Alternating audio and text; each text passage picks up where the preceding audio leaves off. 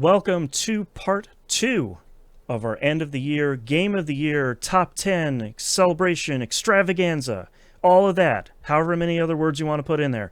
I'm your host, Boston. Joining me as always is Moonpeer. Hello. And the Nymph. Hello. So last episode, part 1. If you haven't listened to that, you should go listen to that. That's a lot of fun. Covered a whole bunch of topics. This week, we're getting into 5 topics here, including the big guys. So let's break them down here as we go. We'll break them down real quick here, and then we'll get into kind of the specifics as we go through. We're going to start off with TVGP Community Game of the Year. We're going to talk about how it was making our list this year, how we're feeling. Honorable mentions, our top 10/game of the year, and then sort of formally this year, because we always do it anyways, could sort of pass the mic around, so to speak, and give everybody a chance to have their kind of end of the year wrap up sort of thing. Whatever they want to do, you want to plug your Bandcamp, whatever you want to do. We'll talk about that then. So let's just get right into it here with TVGP's community, the TVGP Community Game of the Year. There it is, specifically. I put out a form a couple weeks ago and asked everyone to vote on your actual the game of the year this year. And I'm assuming that we don't get to vote in those because I didn't. I did not also do that. I don't want to skew the results or whatever. Yeah, don't skew the numbers, you know? That's right. So a whole ton of people voted. We had a lot of games that were voted on this year, which is really, really great. I want to talk about the top 3 here, and actually the number 3 spot is a tie between Deep Rock Galactic Survivor and Death Stranding 2 On the Beach. So that was a 2-way tie there. Number 2, Monster Train 2. That got a lot of votes, which was really... That's the Rob crowd. How many times did you vote, Rob? I need right. to know. How many Google accounts do you have, Rob? And number 1 with the bullet, pretty much unsurprisingly, Claire Obscura Expedition 33. Just been sweeping all the awards and sweep the community game of the year. That was, far and beyond the number 1 pretty easily there at that point. So let's talk about, I'm gonna send everyone around the horn here. Let's talk about how it was making our list this year. Kind of like how we talked about it in the last episode of how did we feel about the games we got to and how much progress we made. And did we play the games we wanted to or not? This is more of a kind of check-in on how'd you feel, how easy or hard was it to make the list? Did you struggle making it? Did you just kind of like plop it on the thing and you're like, yep, that sounds right, and moving on? Or did you whittle it down to a 25 and you had a real hard time chopping some of them off? So we're just going to go around and talk about that. We'll start off with you, Moon. How'd you feel about making the list this year? I mean, making my list was relatively easy this year because I only played like 15 games, so it was really easy to whittle those 15 down. Spoiler alert, 11 of those were in Game Club, and the other 5 were roguelike games. Mandatory viewing. So, right. Yes. So it was relatively easy to make my list. I'm disappointed by it based on my plans for that I believe I discussed last episode. Right. It's not the list I wanted, but it's the list I have, so that's the list that is going to be discussed. Right. Nymph, how do you feel about your list this year? Making it, the creation. Every year when we come to this point, I'm like, you know what? I'm gonna open an Excel file at the start of the next year and just write down every game that I play. Yep. And every year we get to November and Boston's like, so, and I'm like, didn't do it. Another year has passed. Yes. So now I have to dig through trophies and achievements and figure it out, and then cross-reference when did games release and all that, which doesn't matter too much for us, but just so that I know that I played it. But outside of that, no. Once I did track down the games that I played this year, putting them on the list wasn't that difficult. I had, for me, a bunch of ones that was like, no, these are definitely in the middle, these are definitely towards the bottom, these are definitely towards the top. Sure.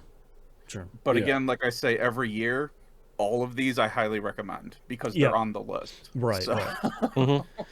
Yeah, I had a really hard time making my list this year. Like, I usually do the kind of shotgun approach of like, here's where I think they should go at the beginning. And it's like, this is my rough draft. And I knew what my number 10 was going to be. And I knew what my like top 3 or 4 was going to be. But everything otherwise, I'm like, you're kind of moving them. It's like holding up paint swatches through a wall. You're like, I don't. Sea sage better than sea foam. Yeah. Like, I can't really. Goose is the color you want, dude. Exactly. So like, it's a lot of me like shuffling around. Like, is this 5? Is this 7? Oh, is it 8? Is it? I don't know. So like, the middle of my. The lights on, but as soon as you shut off the light, it looks teal, and I don't like That's that. Right. The optometrist is asking me if A or B looks right, and they both look the same, and I don't really know. So like, we were on 7. That's like the majority of the middle of my list is like, I tried, but I kind of don't know here. So we'll see how it shakes down. I kind of, after a while, like a couple of days before we do this recording, I like slap myself on the hand. I'm like, you have to stop playing with it and just let the list lie, and you're done.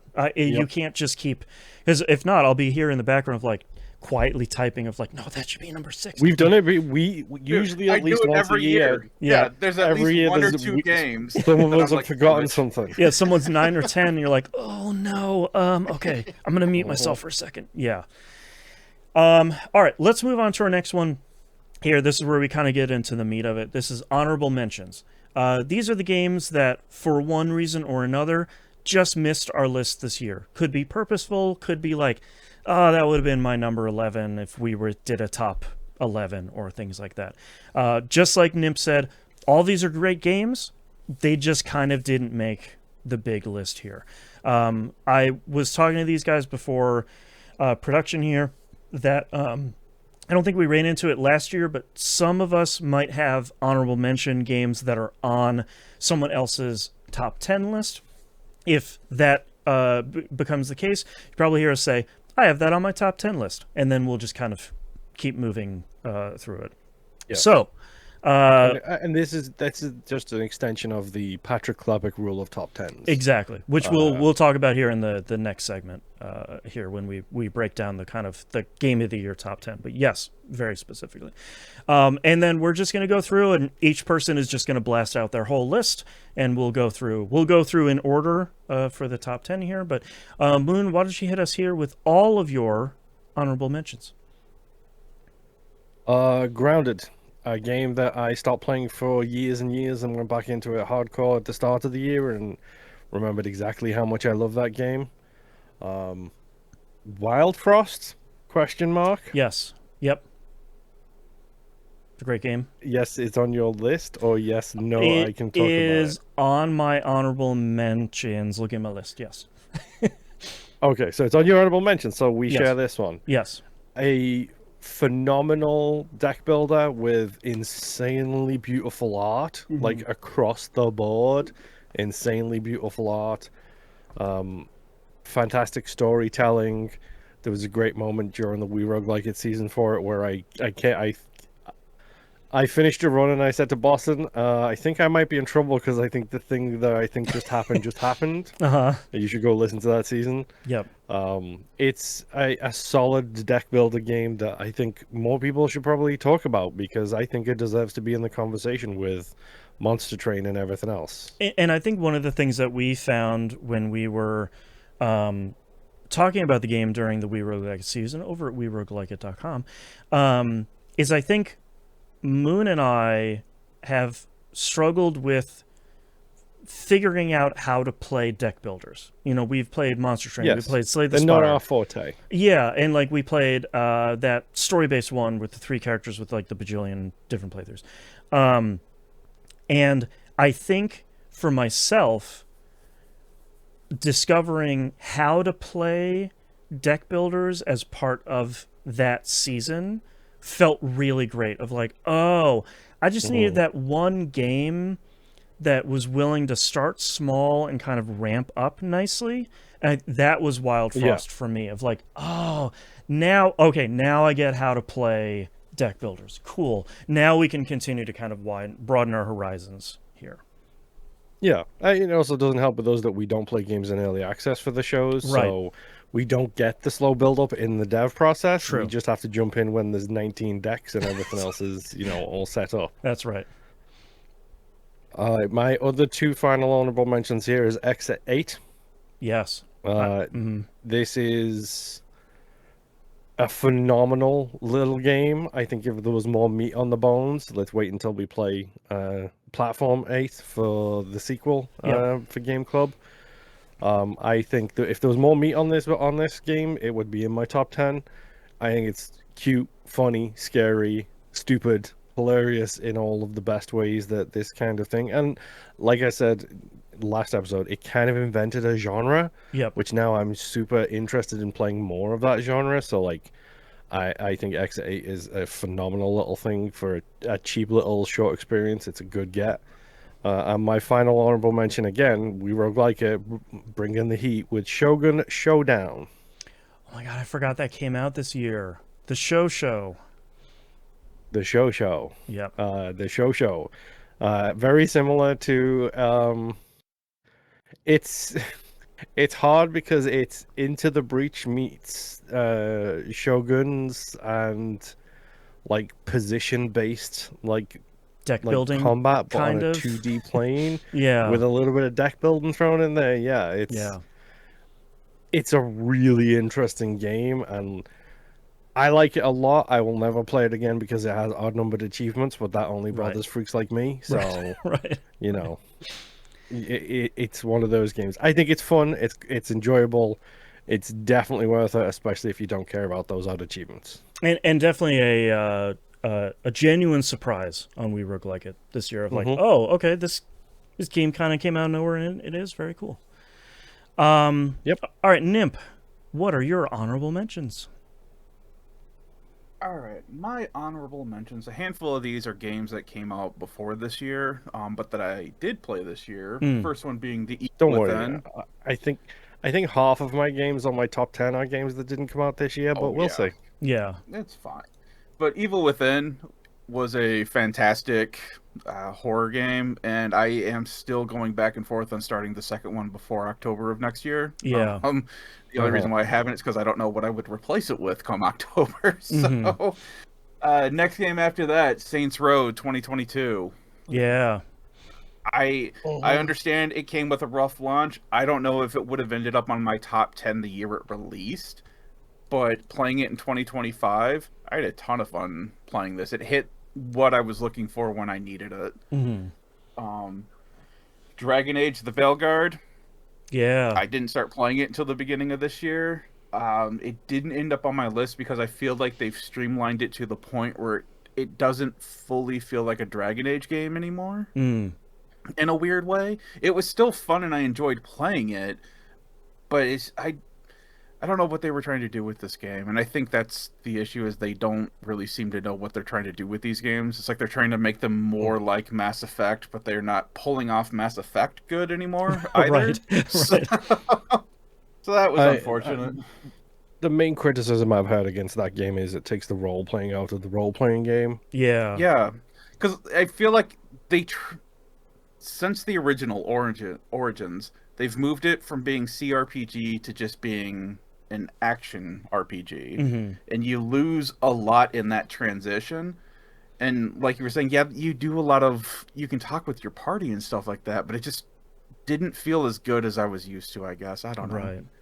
But yeah, my last two definitely released this year, and I just didn't have time to really get to them. And that is Escape from Duckov.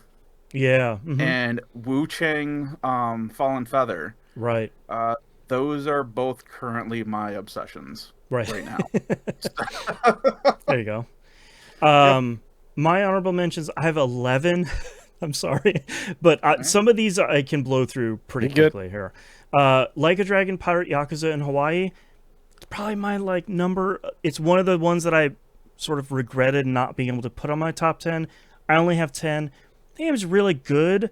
I just don't think it landed with me as much as a lot of the other Yakuza games, especially like the Man Who Erased His Name, I think was a really great spin-off game. This one is good. It wasn't a bad game. It just fell out of my top 10.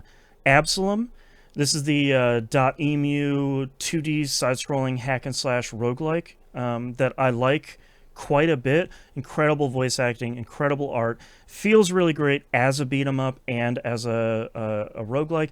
You can really tell that the Streets of Rage 4 team worked on this. I just didn't get enough time into it to say, like, as the roguelike unfolds, does it get better or does it work? Is it worse? I haven't even fought the final boss. Like, it's just, I didn't play enough to say that it could get on my big list. Sword of the Sea. That was that we talked about it during the Game Club episode for Journey. It really does feel like a sequel to Journey, in that it sort of plays and presents itself very similarly, although it's kind of like the water version of Journey. It's a solid game. It's fairly short. It's cool looking. You get to do skateboard tricks on a sword. It's fun. It's just not one of those that's gonna hit my top 10 list of the year. This might be a one that's on Moon's list, though probably not as meanly put as I'm going to put it here. The first half of To a T. I don't know if you have To a T on your list. Nope. Okay. First half of that game list is really great. It's this fun, episodic, slice-of-life thing. You're a teenager with a dog, but you're stuck in T-pose all the time, and has inventive controls, and you're friends with a giraffe who sings the outro credits song, and has a really great intro credits song. Yeah, and it's really good. And then it immediately falls on its face at the exact halfway point of that game, and the whole thing just like tumbles down a hill at 50 miles an hour. So, like, I don't want to be mean about it, but the first half of that game is really great. First half of that game is great. Yeah, and the second half is really, really bad. Same thing here with my number 5, the first half of Bloom and Rage. I don't know if you have Bloom and Rage on your list. I don't. Okay. I don't. They probably should be on my honorable mentions, to be honest. The first half, at least. Everything up to like maybe the final chapter. Yeah, pretty solid. Again, character of the year, Cat, one of the best this year. It's just one of those that, like, it feels like the game at some point gets way too out over its own skis and just kind of loses what's going on and never really kind of buttons up the whole thing at the end, which is more frustrating than, I think, disappointing. Number 6, Into the Restless Ruins. I don't know if you have that on your top 10, Moon. Oh boy, no. It's a it's a Vampire Survivors game, but you're building the dungeon out of cards that you're drafting from your deck. It's incredibly cool.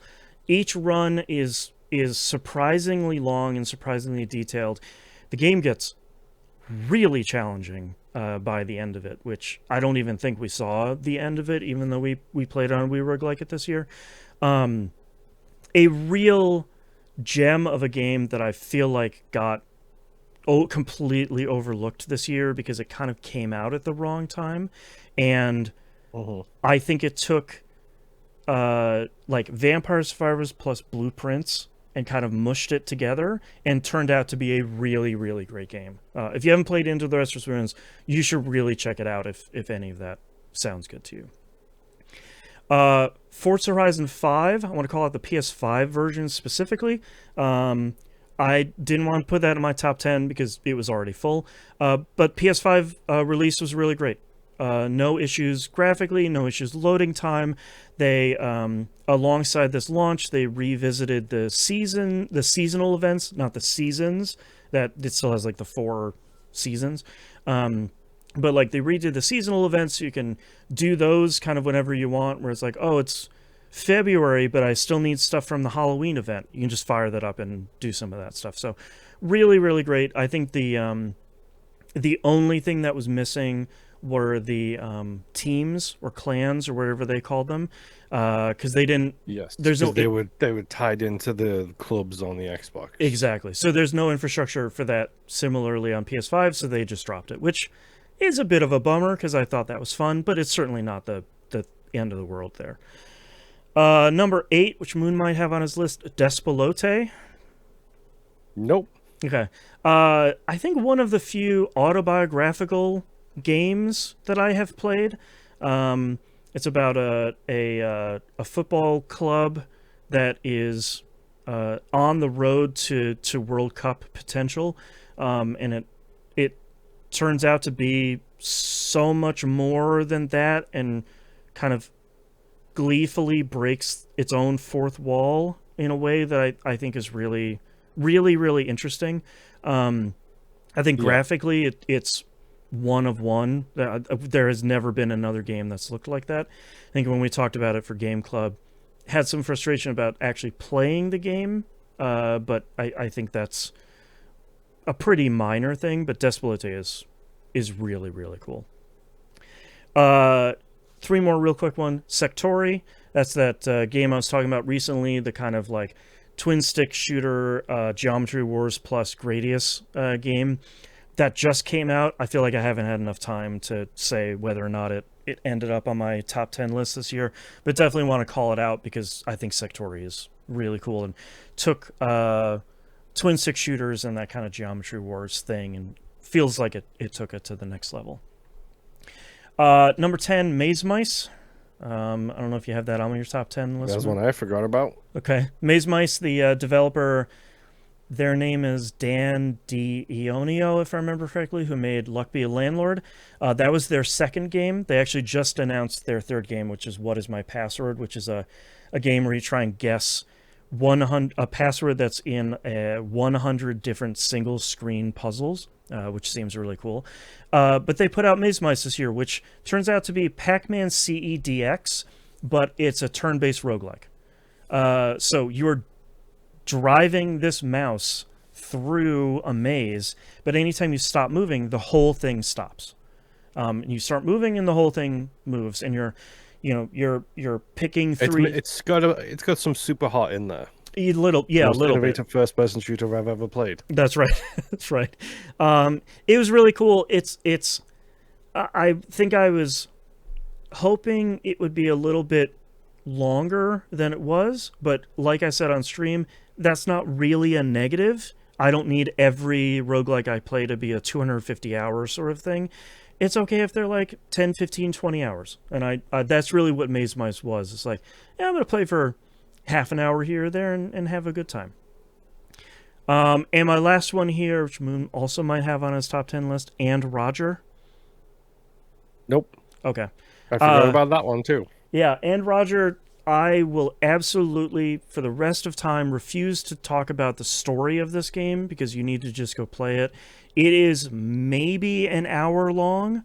It is, I think, $3 to $5, and it's one of the biggest gut punch stories I think I've played in video games in a very, very, very long time. And Roger is really great with a excuse me. I think you should play it on mouse because it like with the mouse and keyboard because it has some really inventive control stuff.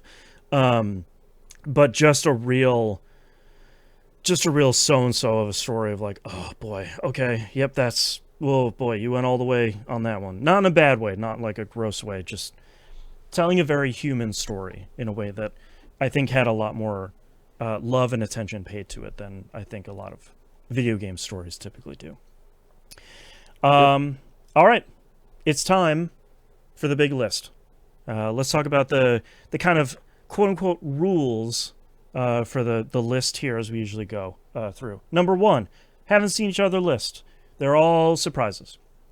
We're going to go around the table here. Everyone's going to do their number 10 in the same order we've just been doing. Then number 9, then number 8, etc., until we get to number 1. We are doing the kind of, as we talk about the Patrick Klepek rules. If someone is starting to say a game for number 8, let's say, and someone else has it higher on the list, you're going to hear them say, I have that higher on my list. And then we'll talk about it when it reaches the highest point in our lists. So someone has it at 8. So when I get to my number 6, Boston can say, no, we'll talk about that. I have that higher on my list. 1, 2, or 3. Yeah. So you'll hear us, if someone has it at number 8, someone has it at number 6, someone has it at number 3, we'll talk about it when we reach number 3, and all of us will talk about it at that point. There are no rules for what people have in their top 10 lists. Typically, these lists have been December to December, so December 2024 to December 2025. Over the last couple of years, it has gotten a little bit looser, and this year I just kind of pulled all the stops and said, I don't care what you put on your list. You want to put something from 1997 on your list? That's fine, as long as it's your number 3 game that you played this year. Like, it really is each person's individual list. If you only had 5 games you played this year, that's cool too. Doesn't have to be a top 10 list. So you might hear some stuff that is outside of the typical game of the year conversations that you might hear on other podcasts, but that's okay. It just needs to be, here are the 10 games I really loved this year, and that's really it. Mm-hmm. It's not like we have 1 million followers in award shows or anything else. So exactly. Like, hey, if you want to pay me a whole bunch of money to wear on a suit and kiss Miss Piggy on stage, I will definitely do that. I will debase myself for a shockingly low amount of money.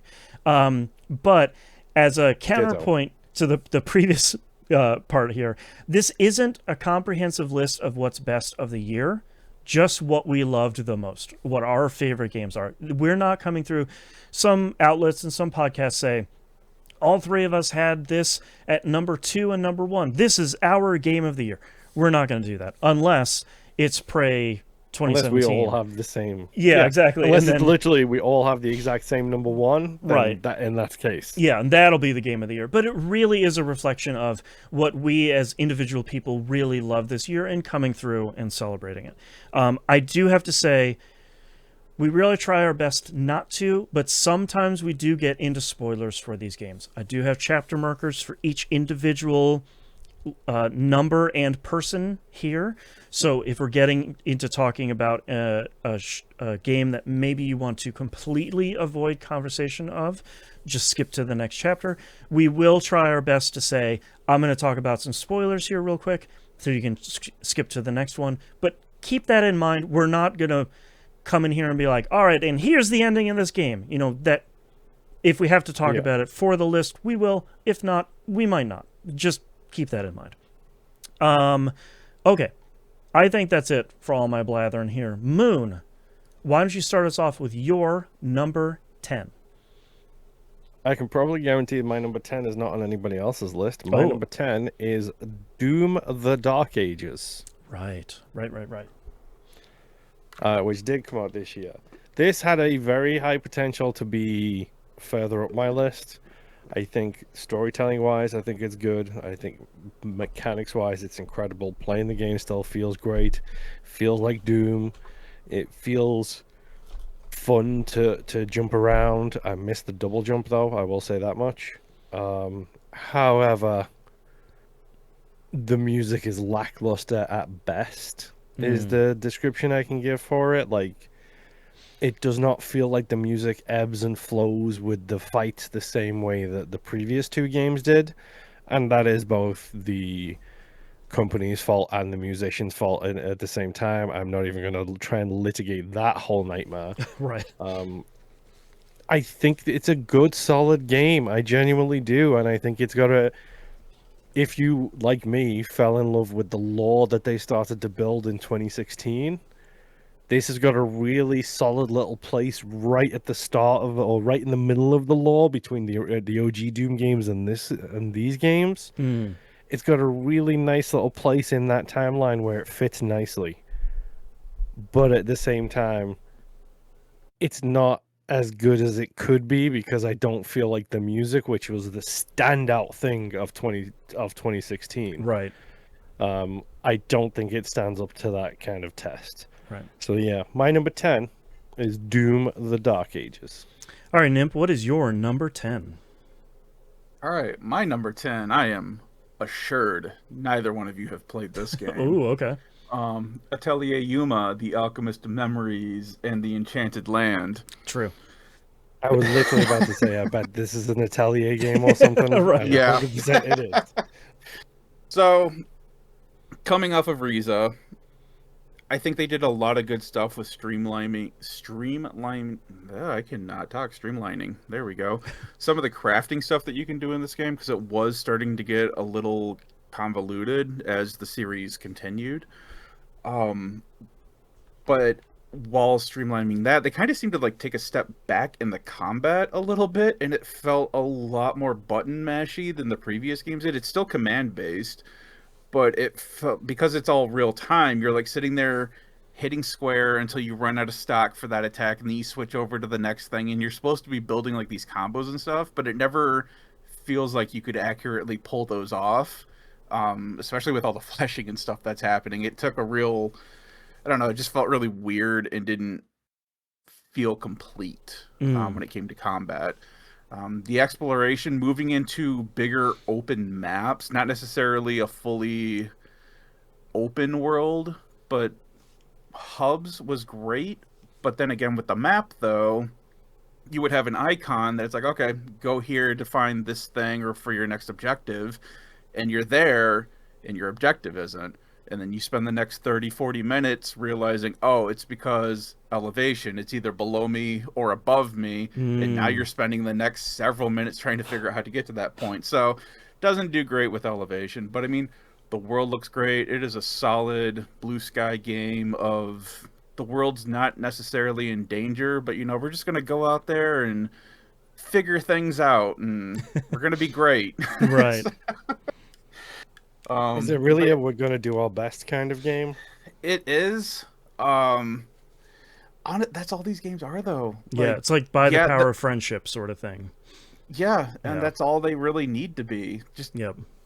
But I am looking forward to the next one that I have, though, because that one you actually own a shop, and that's what's been missing in these games for a long time, is having your own shop again. So, right. But yes, have you ever played Moonlighter? Yeah, there you go. I believe I do have that on Steam, but didn't get too deep into it. There was another game that had.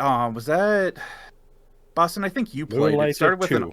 No, it started with an R. It's an old computer game. Yes, Racketeer. Yep. I played a lot of that game. Yeah, because of it being a shop. Yeah, Racketeer. But anyway, we're already off in the weeds again. So that's right. That is my number 10, Atelier Yuma. My number 10 is FBC Firebreak. Another one I forgot about, if I'm honest. Yeah, I don't blame you. It had a fairly rough launch. I think FBC Firebreak... I don't have a schedule like you do where I can play it consistently week in, week out. So that's what I was just about to say is I think if you have a squad of 3 people that you are consistently playing games with regularly, I think a game like FBC Firebreak shines with a group like that, especially if you have a group like the one I'm part of where we're more than happy to stick with something for a little bit of time and see how a game unfolds. Thankfully, I think they have largely resolved a lot of the kind of getting started with Firebreak growing pains from the beginning of that game. It is a much smoother onboarding experience now. There is a tutorial. There are videos you can watch on how to play it in the game. You don't have to like play through a level multiple times to kind of unlock the entirety of the level, etc., etc. It's a much smoother experience.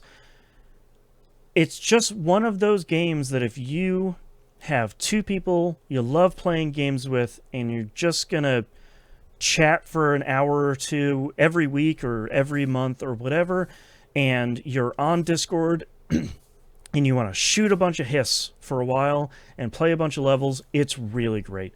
It's one of the games I played the most of this year, and it would be higher on my list if it landed a little bit more smoothly, and if they had kind of gotten to the point where they're at now a little bit sooner.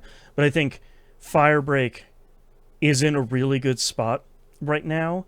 It just, you need to have people that you're going to play with regularly that are going to want to be in it for a little bit of a long haul.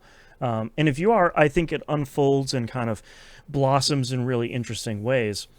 And the additional stuff that they have added to this game and will be adding to it in the future look really great. But I think it's just one of those really great 3-player shooting games that feels really good and is consistently rewarding as you get stronger, and you're like, oh, well, now I got incredible skill in my skill tree. Now I res people 100% faster than I was before, or now we're sprinting around this level like ninjas and we have unstoppable shields and that sort of thing. Like the power growth in it feels really great. And also, I wish it was higher. There's just so many incredible games that came out this year. So like I knew this was going to be on my top 10 list, and it kind of settled in number 10 pretty early on. All right, Moon, what is your number 9?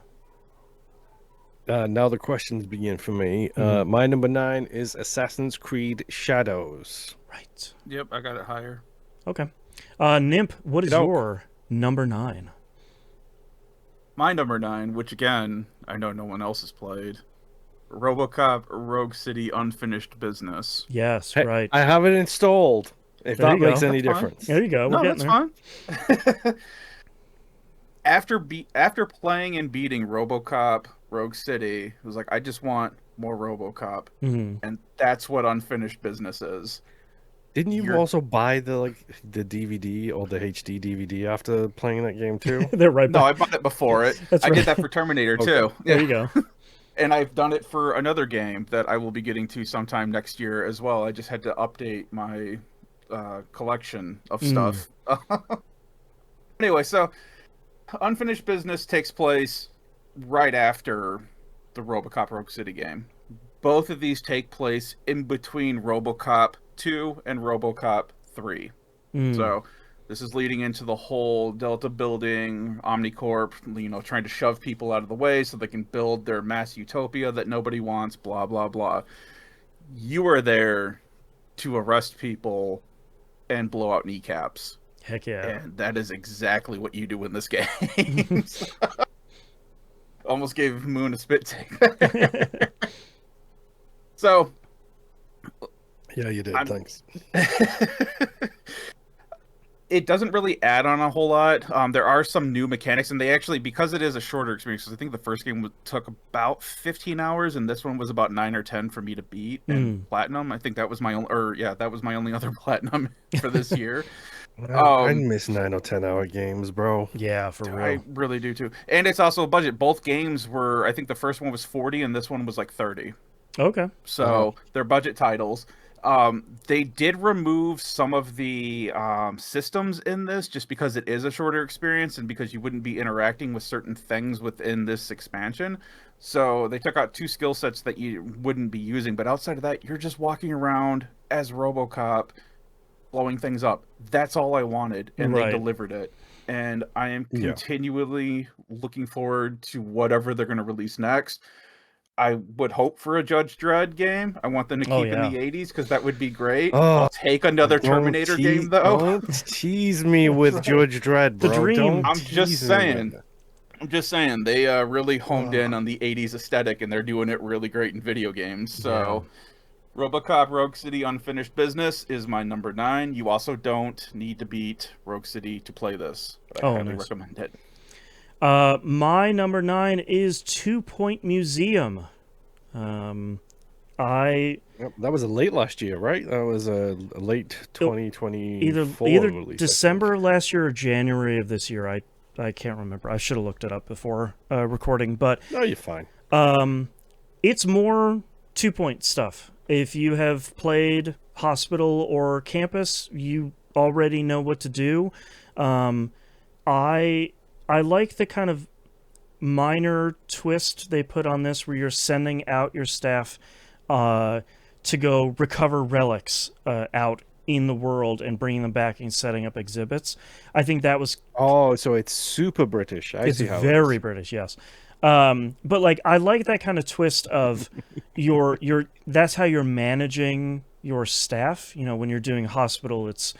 you're doing surgeries and you're doing all that stuff.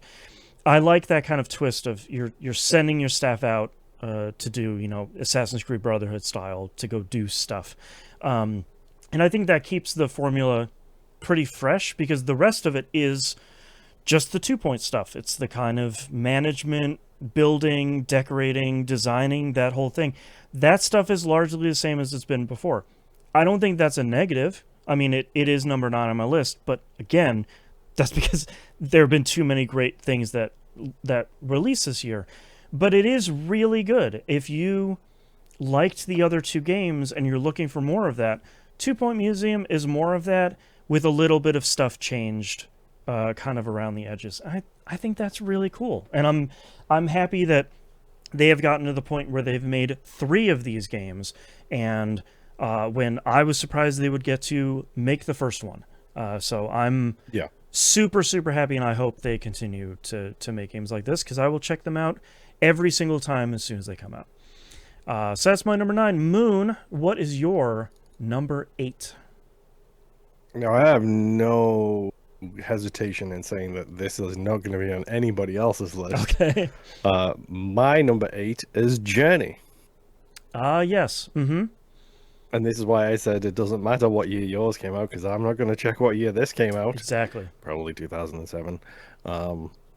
I go listen to the Game Club episode. I had the optimal experience with this game. Like 100%. the hands down, this is the best way to experience this game kind of thing with it. And it was really phenomenal to play. It probably would be higher if it wasn't the case of I've seen so many other games do this too at this point, because Journey kind of inspired. One could argue that Journey kind of inspired the walking simulator. Like, that's kind of where it comes from. I think it's a phenomenal game. It still somehow looks beautiful. It still plays phenomenally well. And I played it with an Xbox controller on my PC, so, you know, I'm not complaining about anything. And I did it in one sitting. So, you know, go play some Journey, have a good time. My number 8 is Journey. All right, Nimp, what is your number 8? Going to have to assume this is up higher on somebody else's list, but Death Stranding 2 on the beach. That is higher on my list. All right. My number 8 is Dispatch. So annoyed that I didn't get a chance to play this. Yeah, I know it looked really good. Again, another one that I wish was higher on my list, just because how much I loved it. It's the superhero decision making. You know, Flambe will remember that sort of type of game. And then on the opposite side of the gameplay perspective is just the this is the police sort of squad management stuff. And I think both sides of the game are really, really great. You know, the kind of decision making story part, the telltale stuff, they really knock it out of the park. It feels like that really is the kind of distillation of everything that team, because it is a lot of ex-Telltale people. It really feels like the distillation of a lot of what that team learned through making, you know, dozens of episodes of other stuff. The engine is rock solid. The voice acting is really great, even the celebrities. And it's nice to play. That was going to be my question, whether the cameo voice actors did a solid job on that. The 2 big ones are Aaron Paul, who plays the main character. He does. I don't even mean those. I mean the streamer side of things. You know, actually, everyone does a really great job. I think I was really worried about the celebrities. Like Aaron Paul plays the main character, and I don't remember who plays Chase, but he's probably my favorite character in that game, mostly because he's incredibly foul-mouthed. But, like, it's fun to see someone take what I think was so strong in games like This Is the Police 1 and 2 and have the storyline reflect in the gameplay of that part as well. And then, you know, as I feel like that part of the game was getting really easy, kind of flipping it on its head continually and saying, like, no, this is going to get hard again. Like, this, you got to get back to it. I was really happy with the whole story that played out for me. I was really happy with all the decisions. I was happy with my ending, and I hope we see more of that. You know, the team has said that they're not necessarily sure they're going to do a season 2 of Dispatch. I don't really care if they do a season 2 of Dispatch or not. I just want them to make more games like this, because it's like, yeah, these games are still really great, and I hope they continue to do more of those. So my number 8, Dispatch. Moon, what is your number 7? My number 7 is our first quote-unquote slop entry of the year. It's Peak. Yeah. Mm-hmm. Peak is hilariously stupid in the best ways. What's our preferred nomenclature for this again? Lightly interactive friend time? Lift? Calling them Lift, but I think we're also just friend games. Yes. It's unreal how it can still be funny after countless hours of like just climbing a mountain, and then you just hear a scream go by in like the best Doppler effect like audio that I've ever heard in my life. Yep. And especially because it echoes off all of the walls and everything, and it's just like, well, Ash just died. I know Ash just died because Ash is the one who does that kind of scream. It's become ridiculous in the best way possible, and the fact that they are embracing the weird. They just did a single song concert in the game. Of course. Great. Which is just like, okay, sure, why? Yep. I mean, why not? I guess.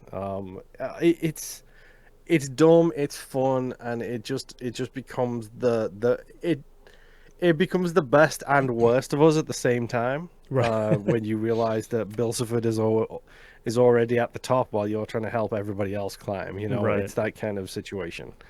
It has genuinely been some of the best times I've played this year so far. Yeah. So yeah, my number 7 is Peak. Nimp, what is your number 7? All right. I guarantee this is the last time I will get bumped. Okay. But my number 7 is Deep Rock Galactic Survivor. I have that higher on my list. Yeah. All right, my number 7, which I think Moon might say the thing I just said, Hades 2. I have that higher on my list. All right, Moon, what is your number 6? It's my turn for the bumping. My number 6 is Citizen Sleeper 2. I have that higher on my list. Nimp, what is your number 6? Well, guess what? We're not done with Moon yet, because my number 6 is Assassin's Creed Shadows. Oh, there you go. Yes, there we go. Yeah. So, Moon, what did you think of this game before I talk about it? I mean, for me, the only reason it doesn't go higher on this is because it was too long again. It wasn't Valhalla long, which is funny because I'm pretty sure Valhalla hit number 1 on my list. But I think like it's too long. I don't think the stories between the two characters interact as well as they hope it would. I do think they're good. It's just I spent all of my time playing Naue because I am an assassin. I'm not a samurai. So therefore, I am going to play as Naue unless I specifically have to play as Yasuke. I don't remember his Yasuke. name. Thank you. Yasuke. Yeah. Yasuke. Thank you. That is exactly how I feel. Playing as Yasuke did not feel great. It kind of felt like a cheat in a weird way, where it's like, okay, I don't want to slowly take over this palace. I'm just going to show up as him and just beat everything up, and nothing can stop me. And yeah, he was the violent. Yeah, and that's not necessarily a bad thing, because that is great to have that option where you can play as two different characters that play completely different from each other. Yeah. But like you were saying, it kind of felt like at the last moment they just added him because they're like, oh, everyone's not liking the idea of having a main female character. We need to throw a male character in here for people to play as. And the story for him so just they threw felt in very light. Yeah, they threw in the completely non-controversial black main character in feudal Japan. Right. Yeah. Well, I mean, no one cries black savior. If it was a white guy, it would have opened a whole other weird can of worms. It'd be what was that movie, Seventh Samurai or whatever? The Last Samurai. Or Tom Last Cruise. Samurai? Yes. Yep. I mean, you're not wrong. I think I do think like it's smart of them to switch the two play styles, because I think the problem I had with the Assassin's Creed 2 trilogy, probably all the way up to Origins, was the fact that you just became an unstoppable combat god. Like, if you got caught, you became the person who, okay, I'm just going to do 15 counters and kill everybody immediately anyway. Yep. So, like, splitting the playstyle up like this, I think genuinely does help, and it makes a big difference, because then if you do want to go in hard, you can play as Yasuke. The way their stories like crossed paths was cool in some areas, and then completely annoying, and it felt forced in other areas, kind of thing. And that's kind of my problem too. Is just his story just didn't really feel fleshed out, unfortunately, which sucked because he was a cool character, and I would have loved to have had more of his background or more of his current story in there too. But it is extremely funny, though, climbing a tower as him and trying to walk across the rope, and he's too big, and he snaps the rope and falls down on top of people. Every time. So I mean, like, like I said, there's enough destroying hay bales bales as well. Yeah, like you do the assassin's jump with him, and he lands in the hay bale, but destroys it in the process. So good. So they do a lot of cool stuff with him. It's just they didn't take it far enough, unfortunately. And also, I was not a huge fan of the what are we calling it? The circle menu board thing. Where it's like I like it to a point, but then when you've got 50 circles that you're trying to figure out, it's just like, bro, it's the problem, the paralysis of choice thing all over again, where it's just like, bro, you've given me like 50 circles I need to solve here. That's unreal. And a lot of it, for me, the issue was that you would unlock, which I go back and forth on this. I liked the fact that you could fight a random person, and all of a sudden you would have an individual on this board. The thing that I did not like about it was, okay, this person's here. I have no other information on what's happening here at all. So if I wanted to continue anything with that circle, I guess I'll have to randomly come across another individual that has ties to that, but I have nothing to go off of, unfortunately. And so that kind of sucked a little bit.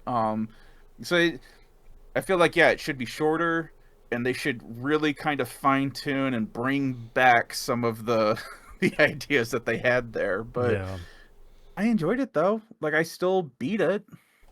Definitely did not do everything in that game, though. I don't have that kind of time. So. Yeah.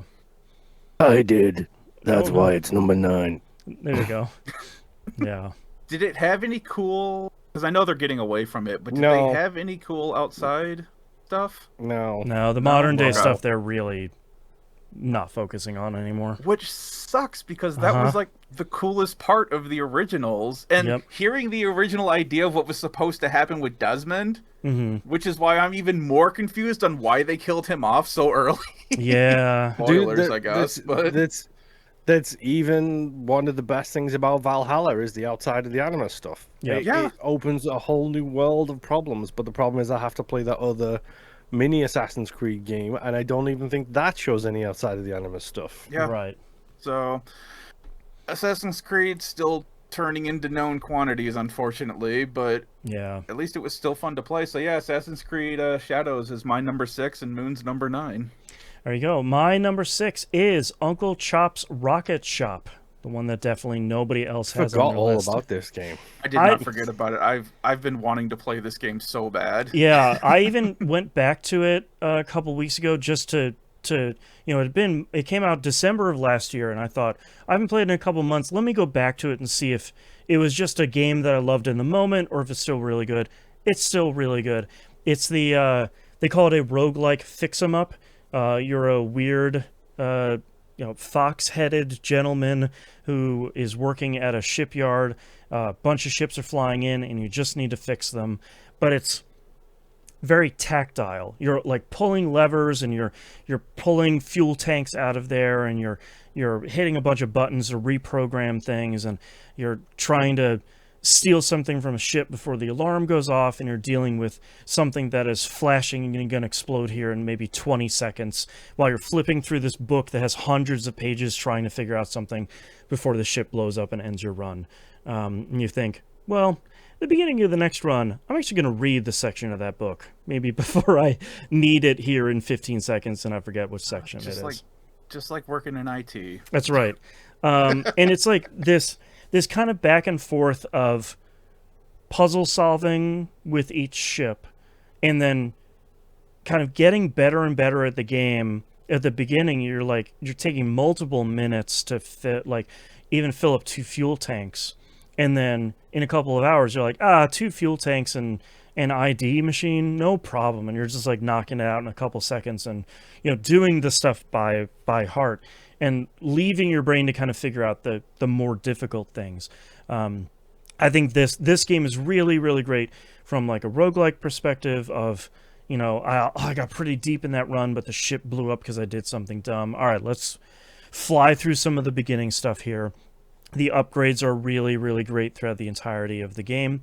I think the only thing that the game really struggles with is the very final boss battle at the end of the game. I think it is the culmination of everything that you have learned through the game by the time you get to that point. I just think it's a little bit too fiddly with all of its stuff. If that boss fight would have nailed everything it's trying to do, I think this game would be much higher on my list. But it's always, you play for an hour, you play for an hour and a half, and you get to the boss fight, and you do exactly what the book says you're supposed to do, and it fails, and you lose your run. And it's sort of like, come on, man. Like, I did exactly what I'm supposed to do. I did the thing that worked last time, and the last 2 or 3 times. It didn't work this time, and I didn't really get any good feedback on why it failed to try my next run. That feels really defeating. I didn't make it to the point of fighting the final boss on any of the runs that I played recently, so I'm not entirely sure if they have loosened up some of that stuff. Didn't see in any of the patch notes or anything. But so that was my only real bummer, is like, man, I don't really know why I failed at the very end, and that's pretty frustrating. But I really do love this game. It was like coming home again when I played it.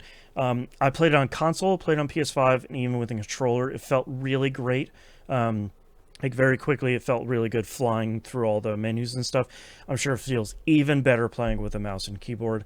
And I just loved it. I loved the entirety of this game, and it feels like a game for sickos like me. And if you're a real roguelike sicko, or a roguelike scientist, maybe, I think you'd really love my number 6 game, Uncle Chop's Don't tempt Rocket me. Shop. That's right.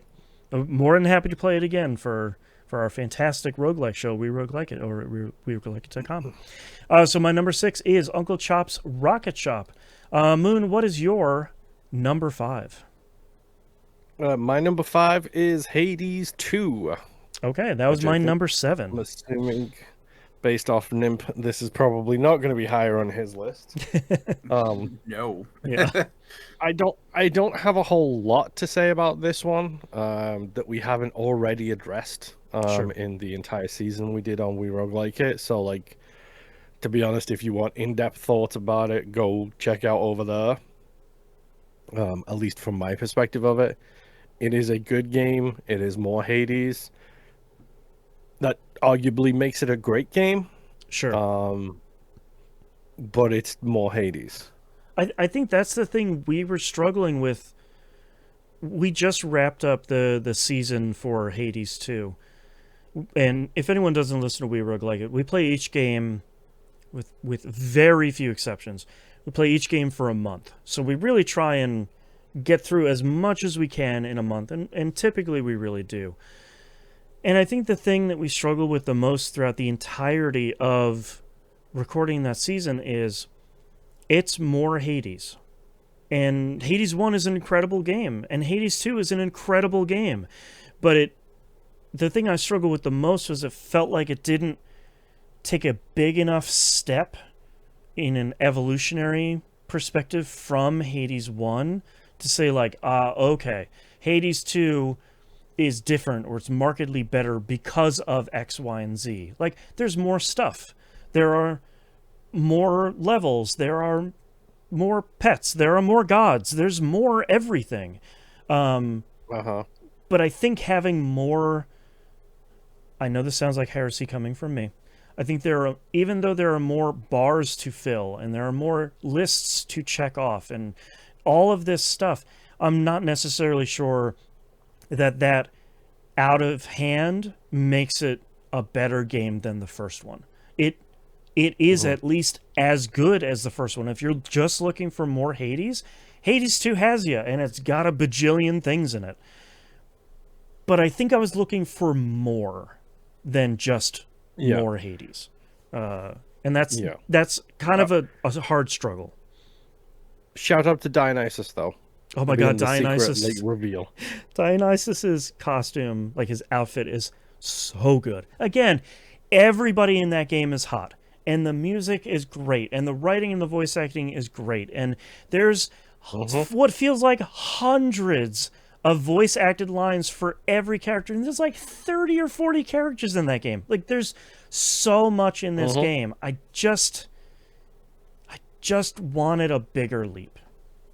And whether that's fair or not, I'm not sure. But that's where it landed for me. Yeah. I mean, that's the problem we talked about on the episode. Like, that's the problem with having a game that redefined a genre. Yes. How do you redefine a genre? Doom 2 is great. Is it the same thing as Doom 1? No. Doom Armageddon, whatever it was, is not Doom 2016. You know? It's like, at some point you can only redefine so much. But yes. Hades 2 is great. It's just, it's more Hades. That is why, for me, it sits at number 5. Nimp, what is your number 5? My number 5 is First Berserker Kazan. Oh, yeah.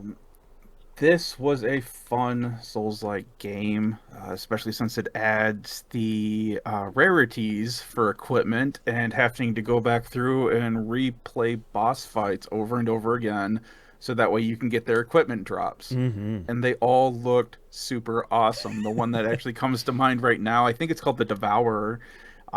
And it's basically your full-on armor kit is just covered in webs. It's basically just like spider egg sacs and webs all over you, that's your armor. And it looks really cool. To the point that my wife had told me to never wear that armor while she is in the room with me. Fair. Speaking of spiders, this is also the one that has the fun arachnophobia settings. That's right. That I turned all the way off, and it looked way more hellish with the arachnophobia settings on than it did with just seeing a spider. So, there's that for you. So good. But I enjoyed all of the grinding that you can do in this game for equipment. That's why I play a lot of these dumb games. The fact that you do have the weapon choices between the dual blades, the great sword, which is what I played, and with the spear, and how they all play differently, and they can all unlock different button combos and stuff like that you can do for different specials. It was a lot of fun. I did get to a point where I think fairly early on I found a combination with the great sword that worked with me, and that's all I used the entire game. I didn't even try to check other things out, because it's like, I have this combination, I stunlock something, and then I do follow-ups, and then they're dead. And it just worked. So I don't know if I just happened to come across like the good dark or great sword setup, or if I just, probably this one, I just get stuck in my ways and don't want to change, and then I just decide that I have big stick, I will hit it, and that will be the end of it. So, but and then the update that they added, where you can also play as a female version of Kazan. That's not something that you want to play your first run through, because it does deactivate a lot of the story cutscenes and stuff like that. It's more meant for like a new game plus run kind of thing. But they go through and they update all the armor pieces so that there is a male and female variant of it, and you can switch back and forth between playing as a male or female variant at any time, as long as you go back to the main hub. So I really enjoyed the story. I really enjoyed how it played. I also like how it had the like the cell shading look to it, basically. We don't see a whole lot of that anymore outside of Borderlands nowadays. So, but yeah, my number 5 was First Berserker Kazan. My number 5, as I think probably the point where we're going to talk about it, is Citizen Sleeper 2. Moon, what did you have this at on your list? Number 6. It was number 6 for me. Why don't you go first then, because you had it on lower on your list. I think Citizen Sleeper 2 is a phenomenal game. I think it tells a story well. I feel like from my personal perspective, it gets lost a little bit in its own mechanics. Yeah. And that is the thing that causes me to have it a little bit lower and a slightly different opinion than the rest of the gang on the Game Club. Again, this is another game we did a Game Club episode for, so if you haven't heard that, go listen to that. Yep. But again, it's one of those things where, like, having played one beforehand, like, the returning characters hit harder, like, the music is just as great as ever. I think the storylines in this are genuinely great. I think it's much bigger than I was hoping it would be. Like, Citizen Sleeper 1 is a much more compact experience. Mm-hmm. Still long, and just like Citizen Sleeper 1, Citizen Sleeper 2, you could break the economy in this one too. Oh, yeah. Yeah. It is a great game. I just don't think it's as good as Citizen Sleeper 1. Talking about the music here in Citizen Sleeper reminds me that I forgot to put Ball Pit on my my top 10 list this year, even though Ball Pit is really great. And Amos Roddy, who did the Citizen Sleeper soundtracks, does the soundtrack for Ball Pit, which made me forget to put that on my list. I like Citizen Sleeper 2 a lot as well. It's really interesting because I feel like it almost avoids the Hades 1 to Hades 2 thing, where Citizen Sleeper 1 and 2, if you look at screenshots of it, you're like, yeah, that's the same game. But they're so vastly different from each other, even though they really behave very similarly. I think not only being able to have a crew in your own ship and moving from point to point in this small system, you're bringing people along with you when you're out doing jobs. So you have not just your dice that you're rolling, but potentially up to 4 additional dice from your party members that have complementary their own skill trees and everything. Yeah, like they have their own skill trees. They have complementary skills where maybe one is a great hacker, one does more physical stuff, and you have the third kind of archetype there. I think for me, the story didn't hit as hard as the first one did. It had that same kind of hopeful nature that I like out of some kind of techno cyberpunk sort of stuff, where it really is like we need to support each other and lift each other up in the face of these nameless, horrible future corporations. Especially as they're like, we are copies of people that are trying to find their own way in the universe. I think for me, one of my frustrations with this game, as they tried to expand the mechanics and the systems, I think I found it way easier to get into a point where I felt more helpless because of the way that your dice could degrade and become damaged and cracked. I think that system led some of my playthroughs to be really frustrating of like, okay, I can only roll 1 or 2 points on this dice maximum out of 6, and that's all of my die. So like, what am I supposed to do if I have no dice, I have no money, I have no food? Like, I felt like I could paint myself into a corner much easier than I could in the first game, where the first game was you need money and you need the medicine. Thankfully, they took away the requirements for the medicine in this one. That, I think, would have been one system too many. So I think expanding the systems led to more, I think, potential frustration for me in this one. But at the end of the day, I still did really love it. There's really nothing. You and me have also, on the frustration side, you and me have also tried the extreme difficulty version as well. Right, which is I made it maybe half an hour into that and went, that is not for me. like 45 minutes, and I was like, nope, I'm out. I can appreciate people that really want this game to be incredibly difficult, and that playthrough is probably so rewarding once you get out of those kind of first couple really difficult couple of hours. It just, I will never get the platinum in that game because it's just too hard. But I did really love this game. Just like I loved Citizen Sleeper 1. Like, there aren't really, and if there are more games like this out there, please someone let me know, of these single-player tabletop RPGs. And that's what these two games are. What we were originally calling visual novels, but they're not, and the developer has said they're tabletop RPGs. They're not visual novels. I think it's so cool, and the art is great, and like we said, the music is fantastic, and the writing is so good in the first one. I think it's even stronger in the second one, and it's just so good, and I just wish it was higher, but there's so many great games that came out that's this list's theme for me, is like, oh my god, there were too many incredible games that came out this year, which means for me, Citizen Sleeper 2 was at number 5. Moon, what is your number 4? My number 4 is the second friend game on my list. It is Repo. Yeah. Repo is... It's very fun. It's very stupid. We had so many inconsistencies with the save files on that game. Luckily, Bill seems to have put together a list that stops the crashing issue now. But one of my favorite things forever in Repo will be hearing sound effects through walls, or just someone grabs one of those things that does the slow-mo voices, and then all of a sudden all you hear is someone singing Staying Alive by the Bee Gees, except it's in super hyper slow-mo. Someone saying, like, why are you all laughing? Yes. Yeah. Exactly. And like the mods have got all the other ones in there now, so like there's DDR machines that make DDR machine noises when you hear them. There is so many other little things in there. I think there's a Scooby-Doo doll, and when you damage it, it makes the Scooby running sound, which the monsters can hear too, so the hunter goes after it specifically.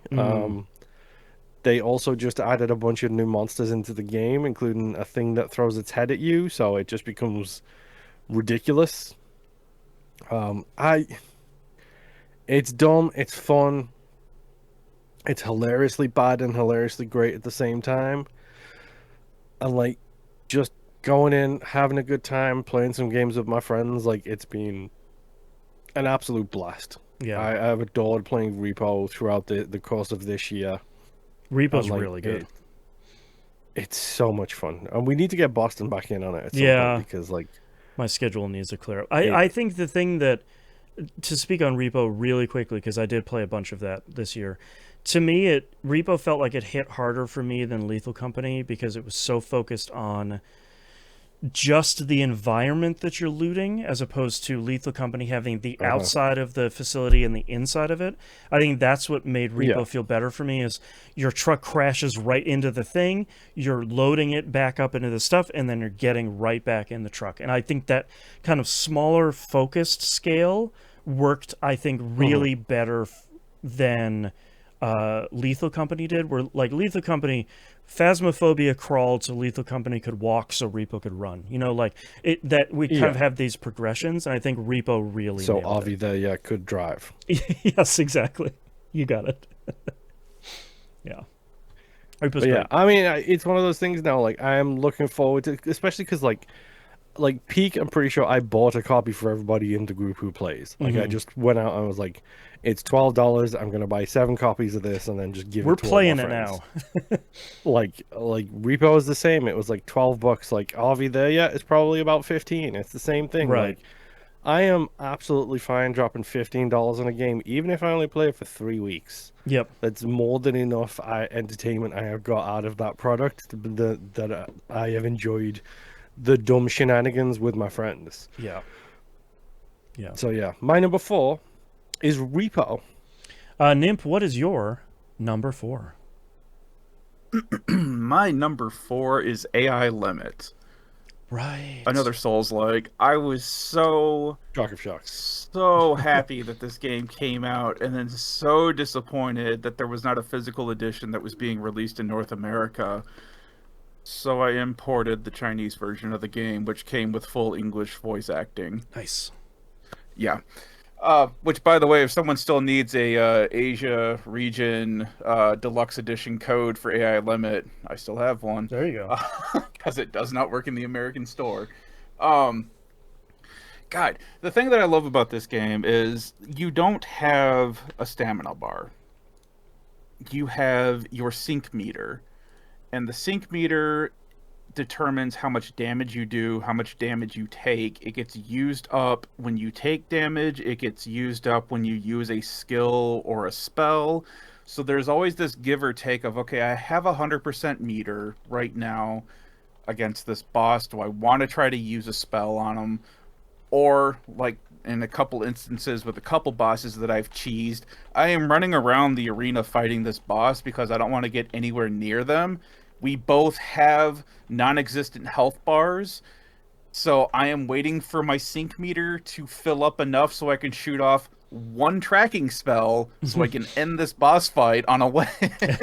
So, but I really enjoyed running around playing this game. I enjoyed the story of this game. Of it, you're basically an android, but not a typical android. You're made up of this substance called mud, and the mud is basically the gray material theory. When if nanobots took over the world and ate everything and turned everything into the gray goop kind of right. end of world theory. That's basically what's happening in this game right now, and you're made up of that mud, and that's how you heal yourself. That's how you get your magic. That's how you learn spells.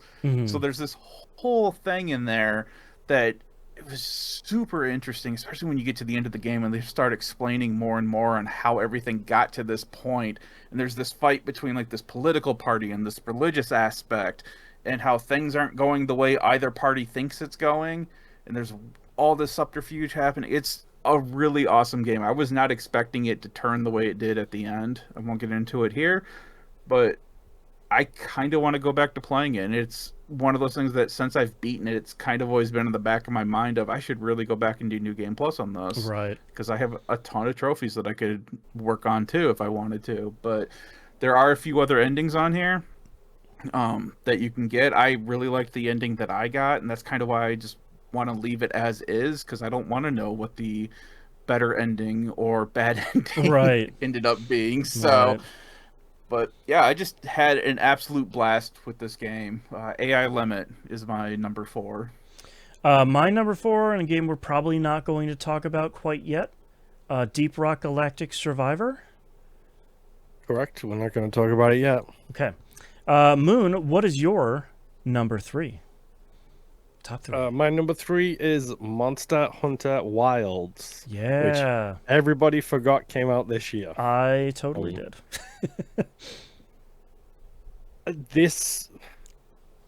It takes something special for a Monster Hunter game to not be number 1 on my list. Like, that should give you an idea of the quality of my top 3.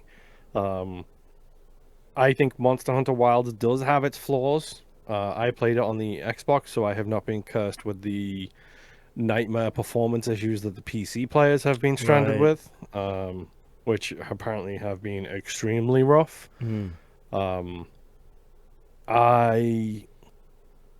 I think visually, storyline-wise, being able to play this game was phenomenal. The co-op side of it is still a little bit broken because you need to watch the cutscenes before somebody else can play the level with you again, like in previous ones, which is something that they should really fix like yesterday. Yep. But it is trending still in the right direction. Like, I feel like Worlds, then Rise, and then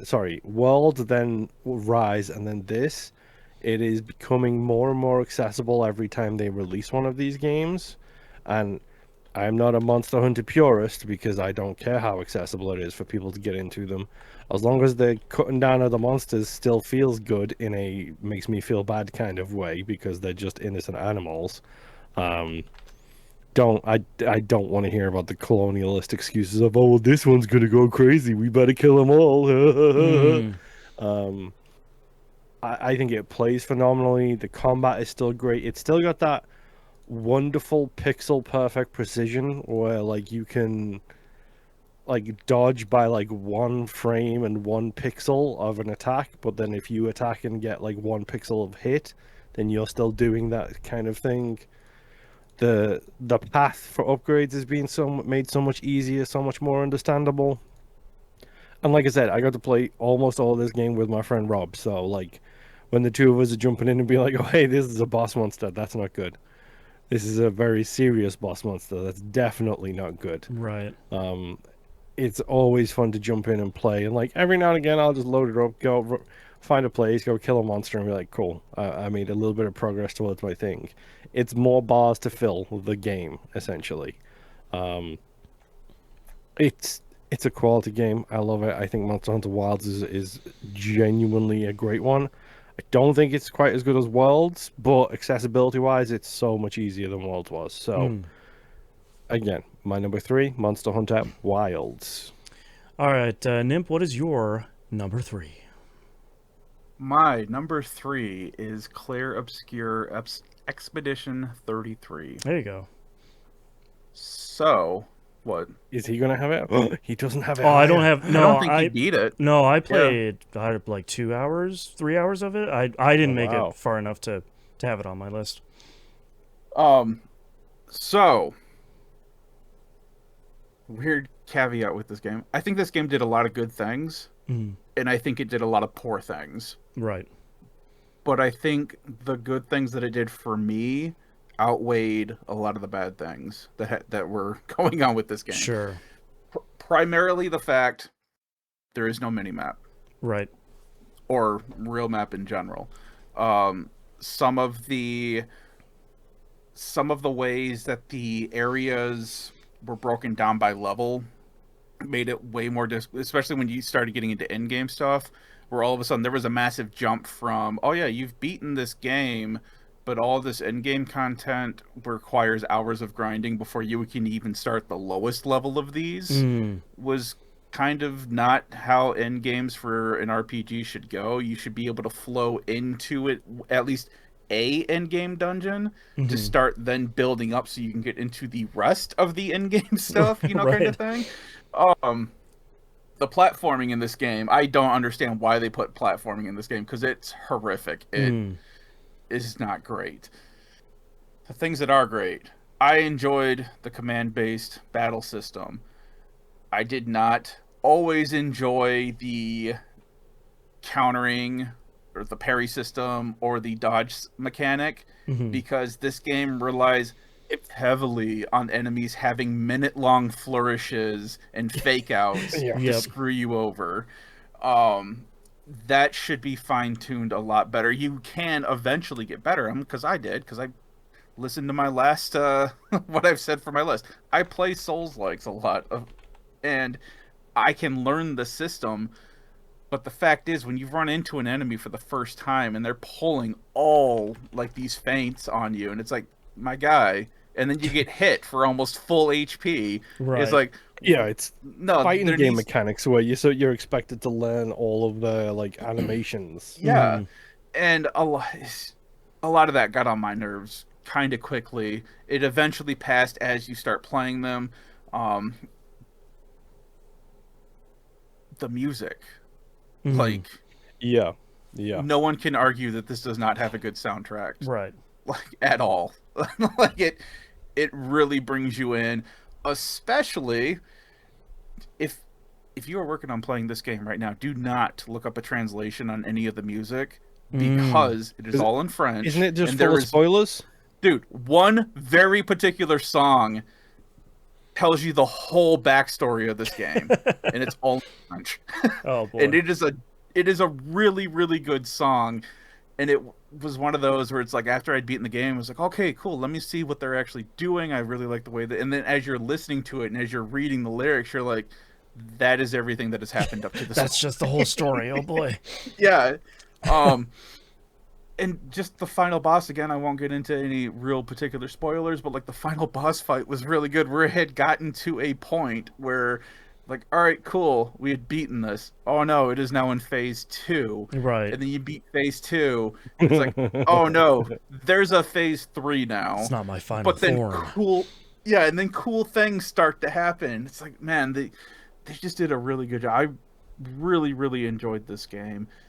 If they ever make another game, RPG wise, they really do need to listen to the criticisms that people have put on here for this game, because there are things that could improve it and make their next game way better. Which is, considering that this is in my third place right now, way better would make their next game number one. So, high expectations here. But even, like, voice acting, the way motion capture, like, everything in this game was just really, really thought out and done well. Some of it just not to my liking. The rest of the internet will tell you whatever they'll tell you. But my number 3, Clair Obscur Expedition 33, if you've never played an RPG before, I wouldn't necessarily say this is the one to start with, but it is one that I would recommend that you eventually play at some point. Because it really does harken a lot of, like, the old RPG feelings from days bygone. So. Well, my number 3 is one that you and I are going to talk about. Nimp, Death Stranding 2 on the beach. Why don't you go first, because you had this lower on your list. So, the only reason I have this game lower on my list is because I still think the combat doesn't feel good. Yeah.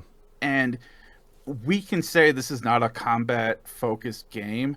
However, it does keep putting you in situations where it's like, no, you have to fight. Especially on the bookends of the game, where at the beginning of the game, you're like, I'm fighting a lot of dudes in this, like a lot of human dudes in this. What am I doing here? Yeah. And outside of that, though, like, even the combat, like, I was starting to feel good with, especially when you start unlocking, like, the higher end versions of the weapons. Yeah.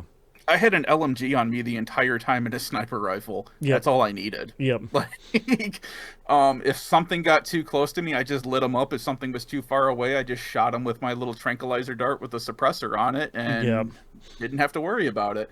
I enjoyed the stealth in this, being able to walk up behind people with your little bit of rope and just hog tying people. Oh, so good. Beat the crap out of them. Yep. That was a mugging that happened on a couple of those. That's right. But yeah, it was mostly because of the combat. Again, coming off of what I was saying about Expedition 33, the characters in this game, the motion capture, the music, the story was like everything that I wanted it to be. Like, there was a lot of movies that were happening. I'm like, what the hell is this? Right. Why am I fighting Solid Snake over here now? Right. Kind of thing. But it was all really cool and interesting, especially once you got to the end and you finally got that wraparound that finally filled in those missing pieces of what was happening. Yeah, and you're like, oh, Solid Snake. Yeah. Right. It's like, okay, that really helps figure out why he's here and why he was so adamant about doing the things that he was doing. Right. And then we get to the end of the game and you have a guitar that shoots crystals and eventually gets infinite ammo, and then it turns into a fighting game. It turns into the end of, like, Metal Gear Solid 1. It turns into, like, almost like a Guitar Hero kind of thing. Turns going into the on ending like, of MGS1 for, like, the 4th time that he's done this. Yeah. Yeah. And it's just, it was really funny doing it. Meanwhile, there's a giant thing in the background that you're seeing is also fighting, and then there's a baby because Kojima. Because it's Death Stranding. Yeah. All that crazy stuff I loved. And they made, I believe, outside of the combat, I believe they made the exploration and the walking around a lot smoother. They gave you a lot more options and abilities. So if you were really disliking, like, the mountain area always sucks. Yeah. Like, on design. Nobody will ever convince me that, oh yeah, no, these are great. No, you are, in my mind, an idiot. However, once you get things like the snow tires, or like even the trike, that has like those built-in weird tires that are actually kind of really cool, you can traverse a lot better, and that makes it a lot easier. But your first time going into a snowy area, I knew what was going to happen. I knew I was going to hate it. Yeah. And I did not miss that mark at all. Yeah. And it also doesn't help that I, for some reason, get impatient on the mountainous things and just end up sending it. Right. And now I'm at like an 800-foot drop. Right. Yeah. But outside of that, though, like, I really enjoyed playing the game. I had an absolute blade. It met my expectations. It exceeded it in some areas, and there's other areas where it's like, oh yeah, I have to shoot something here. Well, this is gonna suck for a moment, and then I move on. Yeah, I think for me, Death Stranding 2, I think minimizes a lot of the problems and frustrations I had with the first game. Like, thinking back on the first game and kind of revisiting some of the stuff from the first game as I've been thinking about where to put this game on the list. The first game was plagued with so many incredibly long cutscenes that were basically like, all right, here's a 45-minute cutscene, or at least it felt like it. And then Heartman is going to talk to you for 2 minutes. Whoops, we got another cutscene. Here we go. You know, it's one of those things. They really focused a lot more of the storytelling in this game. It still has the same Kojima issues. Like, it's still weird about women. It's still like a little bit too strange about motherhood, and it is kind of up its own butt for a lot of its own storytelling.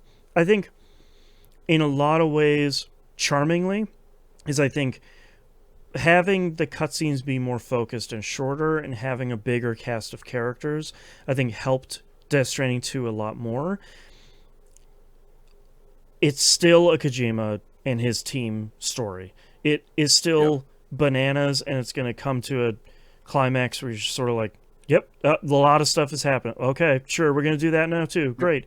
But I think there's an AI in the underworld, and it works. Yeah, like it's all it's all bananas. But I think where this game really shined was, like you said, not in the combat, which I think feels better than the first one, but still not really there. It still feels too much like a Kojima thing, where it's like, you really want me to sneak in this camp and take out all these dudes, but the game just doesn't feel like I should be doing that for some reason. I hope that they make another one of these that is a real focus. But all of the delivery stuff felt so good in this, and all of the quality of life things and all of the upgrades you could do to the skill trees and the vehicles and the buildings and the roads and like all of the mechanics of it, that all felt so good. And the mining places and delivering stuff on the monorail and like all of this stuff. The monorail was so funny. Yeah, and like building your zipline empire like usual, like all of that stuff. To me, the core of Death Stranding, that felt even better than the first one. And having it take place in an even bigger world than the first one somehow didn't feel overwhelming. It just felt like I had more of the thing that I really loved. And again, I don't think this game is perfect. I do think it's a game for me, and I think it checked a lot of boxes for me, but it still gets into a lot of the trappings of Kojima production games that I hope they continue. It is better. Like, we're on the right path of sort of resolving some of those issues. But I think as we go forward, I'm hoping that Kojima Productions continues to improve this stuff, not only from like a storytelling perspective, but from a combat perspective, because I think a lot of the story stuff they really nailed this time, and I think if they make another one of these, I think it's going to be even better. It's just a few more tweaks that they have to do. It's all kind of like minor stuff. Like coming out of that first one, you're like, boy, the walking around was really good, but the rest of it felt pretty rough. And I think they made huge strides. Sorry, I didn't mean to. That was not a pun. No, you did. You did. Yes, you did. Don't even. I did. I genuinely did not. But I think they did make a ton of progress on resolving a lot of the first game's fundamental issues, especially not bookending this game with just unbearable stuff. Like the beginning of Death Stranding 2, you're just playing that game and you're delivering stuff. Like very, very quickly. You're not have this long, protracted, extended stuff. And I think that really, really, really helps this game quite a bit. So, And I also enjoyed, I don't know how much you got into it because I didn't get very far into it, but the whole capturing of the giant bosses and then reusing Yes. them in Yeah. fights. I did that like once or twice and was like, oh, this is actually kind of cool. Yeah, But I tried to get the platinum in the game, so I captured almost all of them, and that was very cool. That was one of the things. Again, I hope people are skipping past some of these spoilers. Um, but that was one of the things that I'm glad I played this game as it came out. So I wasn't catching like a Kotaku headline of like, here's the one surprising thing you could do with spoiler, spoiler, spoiler. yeah, Like that was a genuine surprise with games. Like, hey man, now you can do this. I was like, wait, what? Wait, for real? Okay, that's incredibly cool. but So, then the one last thing that I have to say is the thing that a choice that I didn't really understand why they would do this was with the traveling, mhm. anything that you put on the Magellan, Yeah, if you fast travel with it, it automatically loses value. And it's like, look, yeah, I'm on the complete east side of Australia. I am not driving to the complete west side of Australia to drop yeah. off these 5 There was things, like you a know? weird like gameplay purity stance that the game would take of like, oh, well, you use the fast travel, so clearly you're cheating. And it's like, man, like I get what you're asking for here, but just don't make it be an option then if you're gonna be super punitive Yeah, about it. Like just say like, well, no, you know your fast travel ship just can't carry cargo. Sorry, the tar, yeah. whatever. You know, like just don't even let me do it. It was, I agree, it was weird. Yeah. But yeah, other than that, I had a lot of fun with it. Yep. Death Stranding 2 on the beach is my number 3. All right, Moon, what is your number 2? This is a good one because I know nobody else has got this on their list. Oh, okay. My number 2 is Citizen Sleeper, making Right. possibly our first ever top 10 list with 2 games from the same franchise in That's it. right. Citizen Sleeper 1 is required reading as far as I'm concerned. Mm-hmm. Like, if you love video games and you love storytelling in video games and all the other stuff that combines, you need to play Citizen Sleeper 1. Yeah. It is. I bawled like a baby like 4 or 5 different times while playing this game, Yep. and it is phenomenal gameplay, phenomenal storytelling. It's incredible across the board, and it's not a super long game unless you want it to be, in which case it can be a super long game. And like the DLC gets added in right at the end of the game, so you do have the choice to go down that path if you choose as well. True. Citizen Sleep is a masterpiece of a video game. If you haven't played it and you haven't bought it, go do so. It's so good. Like, just go do it. Yeah. It's incredible. I don't think I don't think I've played a better game this year. He says, saying that it is his number 2 game. But we know what you mean. Yes. Yeah. Go play it. Go buy it. Go just everything. Citizen Sleeper 1 is a masterpiece. Yeah. So yeah, that is my number 2. Nymph, what is your number 2?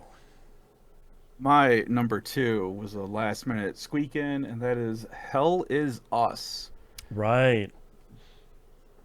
This is another Souls-like, but a very easy one, or an easier one. You play as an individual in 1993 with all the trappings of the old school technology, and you have a drone because why not? I just want to. I'm happy to talk about this game, and I'm happy with where the game went. I just always want to throw this warning out there. There are very, very dark parts of this game Yeah. that the game does warn you about at the beginning, and it's kind of like the whole Doki Doki Literature Club thing. Just take those seriously. Yeah, they're not trying to trick you or anything. Yeah. But playing the game, just being able to level up weapons, because I'm a sucker for that, going through and fighting the enemies, seeing the creepy way that they move, the creepy encounters that you get with this, and as the story's unfolding where it starts to turn into like this whole SCP thing of, are they anomalies? Are they aliens? It's just something that always exists no matter what kind of thing. It's like, all right, cool. And then you get the ending, and it's like, all right, hope you had fun. And it's like, I did. Are you doing another one, or what's Right? going Is on there here? more? Yeah. Um, I just, I'm pretty much at a loss of words for this game. I just really enjoyed it. Mm-hmm. I would highly, highly recommend Hell Is Us for anyone who's looked at it and you're like, oh, that could be interesting. Just buy it. It's also, I think, like $40 as well. Mm-hmm. It's a budget title, and I just had an absolute blast playing this game. And listen to how I talk about it in the previous episodes. I just don't want to spoil anything Yeah. on this any more than I already have previously, just because I think it is a really good story. But yeah, it's my number two, and if you have any kind of interest in this game, I would highly recommend picking this up and playing it. And Yeah. that's all I'm going to say before I spoil anything on this game. Well, my number two really shouldn't come as any surprise this year. It's Blueprints, the game that I think I still remember seeing the trailer when it got unveiled, and I was like, boy, that really looks like a game that is really for me. And then getting my hands on it and realizing, wow, I underestimated how much of a game this is for me. A manor building, choose three, technically roguelike, first person, almost a dungeon crawling puzzle game where I opening up my notebook, within 15 minutes of starting it. This was definitely one of those that, like, I don't want anyone to see the madness scribbles I have for my notebook here, because no one needs to see how deep that rabbit hole goes. But I feel like this is one of those puzzle games that when you have a puzzle game, like a notebook-based puzzle game, that really clicks with you, it feels so incredible. And I don't think Blueprints is a perfect game. I think Blueprints has some significant problems with it that I think kind of are put in stark relief at the very end of the game, where it gets really fiddly. Which is why I haven't finished the last two endings, because what the game is asking me to do is I think more annoying than I wanted to do. So I watched it and I was like, dang, that is a really good ending. But I think all the way up until that point, I love a game like this where you walk into a room and you're kind of like looking at everything and you're like, man, I have a feeling like there's a couple of puzzles in here and I just kind of don't know what yet. So I'm going to write down everything I see that's a thing in this room, and maybe I can connect all the dots later. And having that moment of like, oh my God, okay, I've solved a problem 10 hours ago on day 30. It's now day 65. And I finally figured out where I'm supposed to put in that puzzle. So now all that stuff is coming in, and that opens 5 more puzzles that are more difficult after that. And seeing all that stuff kind of grow and grow and grow, and this game get bigger and bigger and bigger and bigger as it went, a lot like last year's Animal Well, that I also loved for very similar reasons. And also like The Witness from years ago, that I loved for very similar reasons, of this game that, like The Witness, you're drawing a line. Yay, we're drawing a line. Solve the puzzles, yay. And then, X number of hours later, you have all of this stuff you're scribbling down, and the game continues to get bigger. That's really what I really loved about Blueprints, is the puzzles were really great. Some of them were maybe a little bit too obtuse for me, that in an interesting way, other people just nailed right away. We're like, oh, okay, yeah, of course, right. This means, okay, yeah, perfect. And I'm like, wow, I don't think I would have ever gotten that, but I'm sailing through some of these other puzzles, and I think I loved starting each new run and saying like, okay, I'm going to focus on these 3 or 4 things, and solving one of them, I mean, like, boy, that opens up a whole new area. I have 5 new things to add to my list. So, okay, I'm going to focus on these 8 things, and I solve one more of those. It's like, cool, I'm going to focus on these 11 things. Like, and that to me never felt overwhelming. It's just sort of like, okay, if I can either luck or kind of manipulate the game into giving me these tiles or this type of run or this sort of item or that sort of thing, I'll be able to solve this puzzle. And if not, I'm working on 10 to 30 other things. So we'll just see what I can get myself into. And this is one of those games that I absolutely understand other people like me that love it, and I absolutely understand and agree with people that hate it. Because it's all of their complaints for people that really dislike it are fair. Like, at times, the randomness of this game really feels like it's working against you. Especially if you only have 2 or 3 things you're working on, at the beginning or at the end of this game. The scarcity of some of the stuff, if you don't know how to kind of manipulate the RNG in the game, feels overly punitive. But the game eventually does give you tools to kind of either manipulate the systems of the game or kind of bypass them. But I think in some regards, they come too late for a lot of people. Or there's a lot of people that aren't just pushing to room 46 as soon as you're able to. Because for anyone that maybe didn't play or doesn't remember, the whole thing is your uncle gives you the keys to this house, and he says, hey, the house is yours if you can find room 46 in this house of 45 rooms. And that's your goal, and also the only information you have. So, like, there's a bajillion things you can do, but focusing on that to begin with is a really good way of kind of opening up the game and sort of loosening some of the restrictions on it. So it's in a weird spot where it's like, I really love it, and it really clicked with me, and it very much is a game for me. So if you liked The Witness, if you liked Animal Well, if you like games like this, it will probably click with you. And especially if you go into it realizing you're not going to quote-unquote win every run. That's the kind of roguelike nature of it. I also sort of saw it more as a like a board game, where it's like, you don't win every time you play a board game. You should sort of treat this very similarly.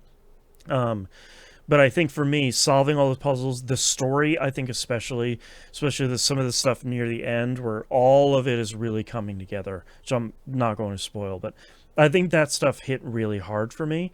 And I think getting some of that end stuff, the stuff where I'm 175 days into this game, I think that level of investment really did pay off. But a lot like Death Stranding 1, getting to the point where you're kind of done with the beginning of that game and you're over the kind of steepest hump of that game, I understand why it pushes people away. But there's something about it that kept me propelled through it, and I loved it, and I wholeheartedly recommend it to people. A lot like FBC Firebreak, go in spending time with it. Go in knowing that you're going to need to spend some time to kind of get the good stuff out of it. It's not an immediate sort of game where it's like 5 minutes in, you're like, yes, I'm loving it. Woo, let's go.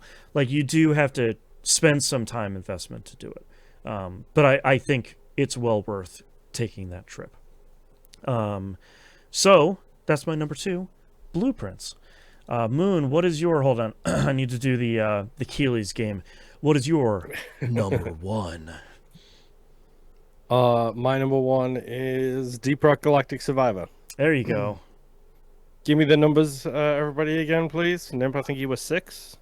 I was 7. Mine unfortunately was at 4, which is lower than I wanted it to be. That's absolutely fine. Sometimes you get a game that speaks to you. Sometimes you get a game that hits the right time, the right style, the right vibe, the right play feel, everything that you need in that moment in time. Yep. This was Deep Rock Galactic Survivor for me. Yep. It helps that it's not only arguably one of the greatest roguelikes of all time. For sure. Go argue with the scientists. That's right. If you want to start some beef with that. It's pure science. Not vibes based at all. 100% pure science. That's right. And the ability to do like quick run, medium run, long run, like there are so many different ways to play what is essentially a very, very, very good like self-shooting bullet heaven game. Bullet heaven, yeah. It's impeccable across the board, Yep. and it's done nothing but make me want to go back and play more Deep Rock Galactic, the OG. Where I'm just like, I need to find 4 people. I need to play Deep Rock Galactic again. I need to find some people. Like, we've talked about this like consistently. We did an entire season on it on We Rogue Like It. We've talked about it on the regular show since then. Like, this has been the game that has destroyed my playtime because I haven't had a lot of it this year, and like that this game has allowed me to sit down and be like, yeah, I got 30 minutes, I'll do an escort run. Yeah, I got 30 minutes, I'll try and do a mastery. Like it's I love this game. And I think from my perspective as someone who didn't play Deep Rock Galactic, if anyone is listening out there and they're interested in it, don't let your potential unfamiliarity with Deep Rock Galactic stop you from playing this. You don't need to know anything about that. It's not like, oh, well, of course you don't know how to mine anything. Nope. You can just hop into this. There's no storyline. There's enough tutorial to get you started. The rest of it you can figure out very easily, and you are just going to go and you're going to play this. And it's not like Vampire Survivors where each level has a time limit. It has a progress bar. It is moving, and you need to keep up and get the heck out of there whenever the drop pod gets there. And I think it is the lessons learned from so many of the other Bullet Heaven games distilled into, I'm going to get you into this game and playing it as quickly as possible. You're going to figure out the systems very quickly. The meta progression stuff seems laughable at the beginning, and then very quickly is like, oh no, okay, it makes a huge difference. It does make a huge difference here. 1% is bad at the beginning, but 45% at the end is actually really good. And then piling on top of that the mastery system, so you're starting each character or weapon or level with an inherent rather sizable bonus to them. It's just, Bob the escort drill is really great and can run over enemies, and that never gets old. It should be called Doug. It should be called Doug. Yeah, check my change.org petition. But like, it's probably the best one of these to me. It's kind of like Vampire Survivors, Infinite Horde, Spirit Hunters, Infinite Horde, and then DRG Survivor are like the top 3 Bullet Heaven games. And if you're looking for one to start with, I think Vampire Survivors might be a little bit intensely large at this point. So I think DRG Survivor... Yeah, it's got a lot into it. Yeah, so I think DRG Survivor being more focused, I think is actually a benefit for it at this point of like, it's just you and it's a bunch of levels and you're just going to shoot a bunch of bugs and it's going to be great. Yep. Yeah. For me, I'm not a huge rogue person at all. Vampire Survivors was the one that really clicked for me forever ago, and then Spirit Hunters also clicked for me. And so this game does click for me. I just don't get into it as much as you two do. You know, the two guys that have a podcast entirely dedicated to the genre of video games. Self-admittedly. But I think that's something that speaks volumes about this game, though, is the fact that I am not a huge fan of that genre, but I still have fun with this game. It is just a quick, I got 15-20 minutes, let me pump through a level or two, you know, depending on what mode I'm playing in, and then just go from there. And that's all I want is just run around, blow up a bunch of things, and maybe get enough gold to upgrade my stuff so that I can complete a level. Right. Maybe get some of that the transactions in there so that I can come in there with 10 gold instead of 5 gold kind of right. things. But yeah, it is enjoyable. It's just not always for me. Every once in a while I think about that, especially when I get swarmed on 3 times and I'm like, guys, I just started this level. I right. have nothing. Please help me. Like, come on. Yeah. Let me But tell yeah, you about Hazard level 5. Oh my god. Yeah. I don't even. Hazard level 2 every once in a while. I feel like it's like I think I have a grip on this, and then it does something, and I'm like I don't know why I thought I knew what was happening. That's right. I didn't know why I thought I could win. That's not gonna work. Yeah. Yeah. It's absolutely fantastic. Yeah. Yep, that is my number 1. And, if you're wondering why this section is short, it's because we literally have talked about this constantly for months. Yeah. So yes, Deep Rock Galactic Survivor, Moon's number 1. Nimp, what is your number 1? My number 1 on my top 10 list of single-player games to play in 2025 is Ghost of Yotei. There you go. Yep. This game improves on so much stuff from Ghost of Tsushima, like leaps and bounds. I would still say that the first game is required reading, because of the way it did push the PlayStation. This is a game that I would point to and be like, yeah, this pushes the PS5. This pushes the PS5 Pro. The fact that from the home menu, you tell it, I want to play this game, and within 5 seconds, you're in the game. You don't get a title screen. You don't get to choose new game unless it's your first time playing, or continue, or settings. No, it's just, I'm playing this game, home screen, now I'm in the game. Yeah. The fast travel is just as instantaneous as that.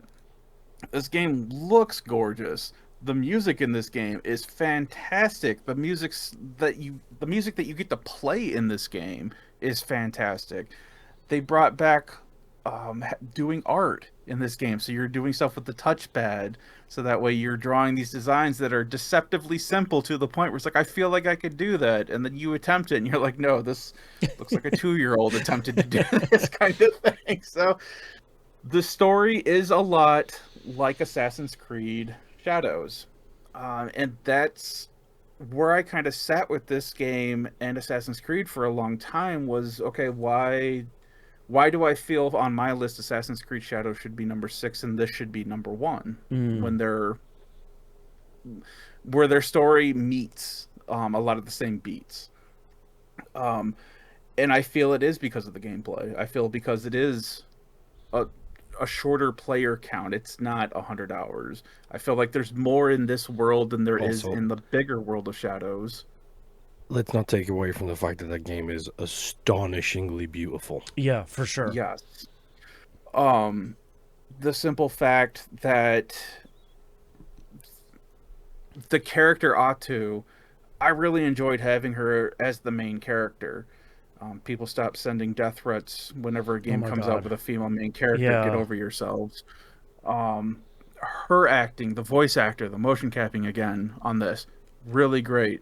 There is a beat that I will not get into where I did kind of groan. I'm like, really, this is what you guys are going with? But that was just like a quick one-off, and then we moved on from there. So, but I absolutely enjoyed playing this game, and I'm kind of disappointed that I have beaten this game and platinumed it. There is more stuff coming out later on, 2026, I think it is. It sounds like they're bringing like the multiplayer stuff that they released for the first game, which was kind of cool. I didn't get a whole lot into that because that's not what I was here for, but what little bit I played was really cool. But just the encounters that you get, the on and off of this is kind of realistic to, oh, we're doing some supernatural stuff here, to I don't even know what that was kind of things that you find in this world is just overall enjoyable. And like you guys are saying, this game is just absolutely gorgeous. Yeah. Like, I didn't play with a guide or anything. I just wandered around and I found most things that I needed to unlock the trophies for everything in this game. Once I started trophy hunting, I was pretty much down to like, oh, I just have to do 2 or 3 more things, and now I found all of this stuff. And there's stuff within the game too, where it's like if you don't want to look up a guide, there's certain treasure maps that you can buy. There's certain music that you can play that will bring you to, or at least guide you in the general direction of a location that you may be missing. So there are things within the game that are set up so that way if you don't want to look in the guide, if you want to stay immersed, you can do that, and it's story related. And just some of the dumb stuff, like playing my instrument while walking towards a boss fight was one of the coldest things I did in here, and just perfect parried the hell out of that guy was just fantastic. So I had a lot of fun, especially and having the wolf companion in here too, where it's like you have a random chance of you being downed, the wolf will show up and save you. And there are ways to make it so the wolf shows up more often if you meet certain criteria for that. And it was really cool doing standoffs, and all of a sudden there's like 2 people standing there in front of you, and you're like, what's going on? And then the wolf just slowly walks up next to you, and now you're both doing a standoff in front of this whole camp. Oh, wow. It's like, it's just a fantastic game all around. They have all the fun modes in here for you to play. I highly recommend checking out the what everyone's just calling the Samurai Champloo Yote gameplay, because the music in that is fantastic. So, but yes, my number one, Ghost of Yote. If you have a PlayStation 5, you need to buy this game and play it, and you should play the first one too, because that one is also just fantastic. My number one, is obviously Hollow Knight Silksong. I think after finishing it, that was kind of the obvious place it was going to go. Like I said earlier, I kind of had my top couple of games set pretty early, and I think after finishing this, there was no question for me. It is somehow bigger than the first Hollow Knight game, which I think was initially fairly terrifying, because the first Hollow Knight game is really, really big. But I think they did a really great job of focusing each individual area in this game. I think, of course, like in any of these games, you have at least 2 or 3 areas that are just unwaking nightmares that are terrible, and like Hollow Nest in the first one would be like, oh, maybe I should play Silksong again, and I think of like Bile Water, and I'm like, no, maybe I'm okay. Yeah, you have Blighttown. Every game has a Blighttown. Exactly, and Bile Water is definitely a Blighttown of this game. But I think changing how Hornet controls and fights and feels compared to the Knight of the first game was such a great change here in this game, because you could have had Hornet fight exactly the same way as the Knight did and it would be fine, but having her have that controversial 45-degree angle pogo, which I used through the entirety of the game because it felt so good, and having the needle feel significantly different than the nail, and having there are more traversal challenges, and there are more options for bosses because Hornet is faster and has a different pogo and that sort of thing, and having even more, like a ludicrous number of bosses in this game. I was still finding bosses after I beat the game. Like, I was finding bosses all the way up. The very last thing I fought in this game to get 100% completion in this game was a boss that I somehow had missed. Like, there's so many bosses all across this game, but all of them feel so great, and the entire game just feels flawless from a gameplay standpoint. And I loved the story, giving Hornet a voice in the game. There's no English voice acting, but there's a considerable amount of text from everybody, but having Hornet speaking back to characters helped her character significantly.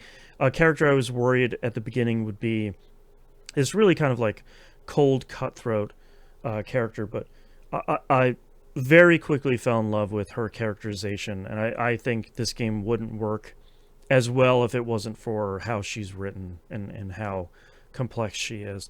I love the like anti-church corruption storyline that this game kind of fosters, especially as it hits its halfway mark. I think that stuff is really on the mark in a way that's very satisfying.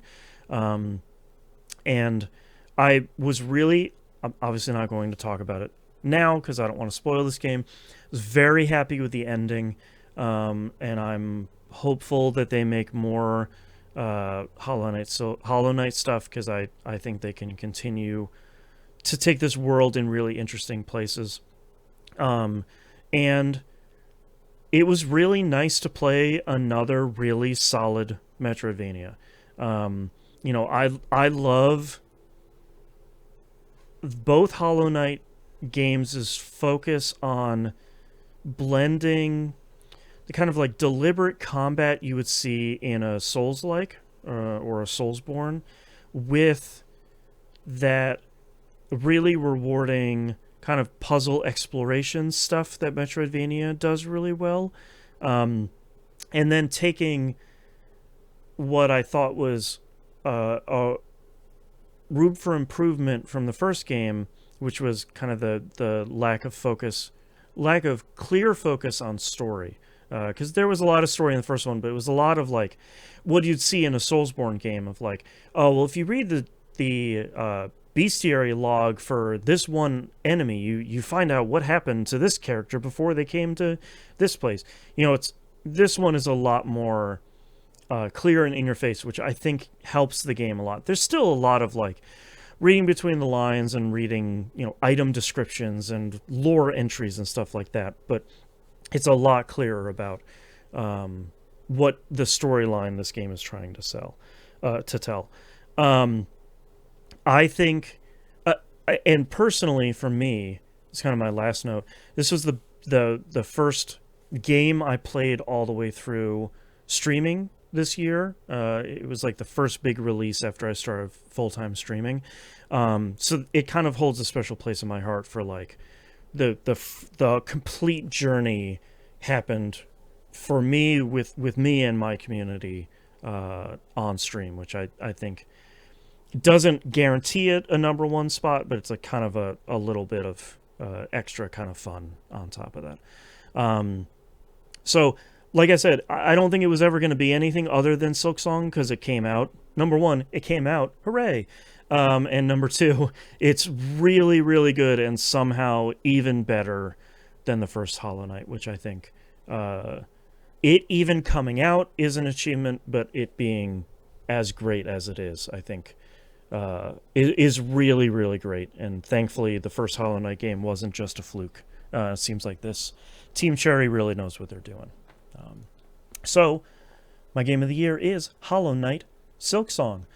To wrap up this episode here and wrap up the year, I'm going to turn the mic over to my good friends and co-hosts and compatriots here to kind of share anything they want for the end of the year before we bid our farewells for next week and our return to kind of our normally scheduled programming.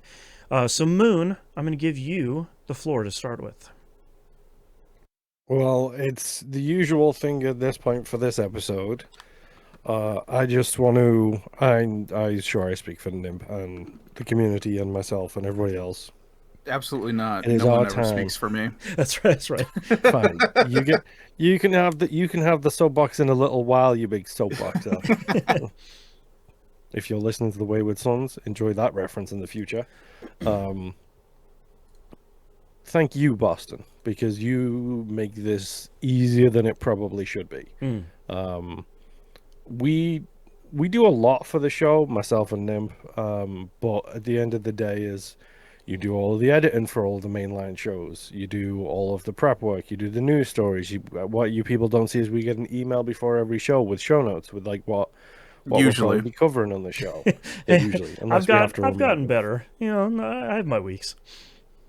So like my holiday wish, however you celebrate it this year, is I want to get a text message from Boston at some point towards the start of the year saying my notifications won't shut up because these people keep atting me in the Discord channel and on Blue Sky and everywhere else saying thank you. So if you could send your thanks his way too, that would be much appreciated on my behalf, and actually show him how much he means to us, because we don't say that enough in this kind of society that we live in. And on that same note, like, I love you guys, I love the listeners, I love doing this. Yes, it's work, and yes, it's a job, and yes, it's hard and time sink and so on and so forth. But that doesn't mean I don't love you guys at all. Like, I mean, in fact, it means the opposite. It means I do this because I love you guys. So thank you everyone for listening. Thank you everyone for understanding when I've only got 2 games to talk about and whatever the case may be. And honestly, for the support throughout the years. Like, it's meant a lot to me personally as well. But yes, that is it. All right, Nimp, your turn on the floor. I just wanted to be the first one to reach out and say thank you, Boston, on behalf of myself. That's right. And nobody else. You're welcome, specifically, Nimp. Yeah, very specifically you and you only. That's right. So, like Moon was saying, like, we all do this because we enjoy it. You guys have heard us all say almost at the start of every show, I am tired. I did not play a whole lot this week. Yep. We do it because we enjoy being here. We enjoy our community, one of the best ones on the internet. That's right. I don't have to worry about what people say in our community a lot of the times. In fact, a lot of people have reached out to me since I started going back to college to get my bachelor's, to help support me in some of my classes and stuff like that as well. Nice. Or just a little notes of, hey, keep it up, you're doing a good job, that kind of thing. So that's meant a lot to me as well. I appreciate that, and I appreciate everybody here in this recording as well as in our Discord. And all of you that are listening that don't interact with us, that's perfectly fine too. Yeah. I generally don't interact. I'm a part of our Discord, and you see me on there like maybe once a week, twice a week if I get pinged. So yeah.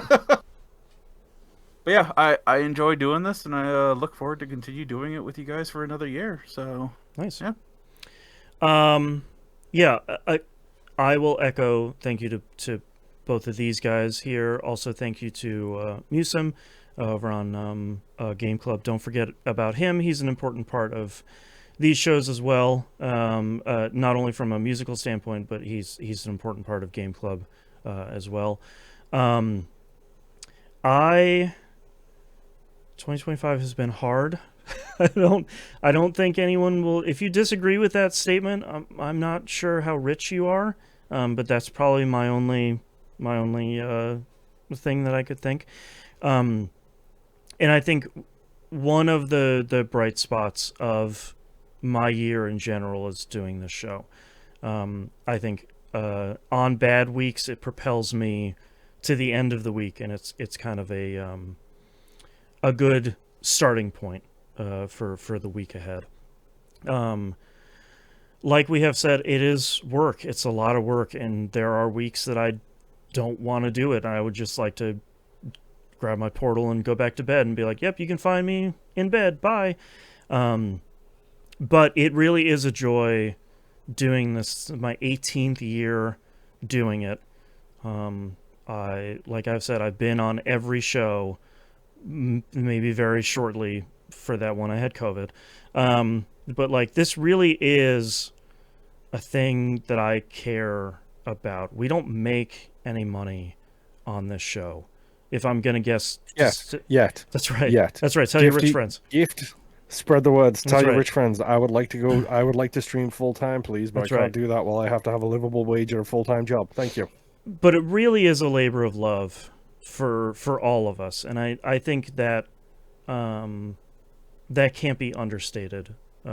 Especially when a year like this has been so rough. So I think we had a great year overall. I think all of our shows are really cooking here. If you're not listening to stuff if you're not a patron and you're not listening to stuff like We Roguelike and Critical Misses, you really should. I think those shows are really killing it. If you are a patron, you should be listening to the Critical Misses Production Meeting and Wayward Sons. Like all of these shows, I think have really found their footing and are really the train is cooking here on all these shows. And we put out a truly ridiculous amount of stuff with the limited amount of time we do have.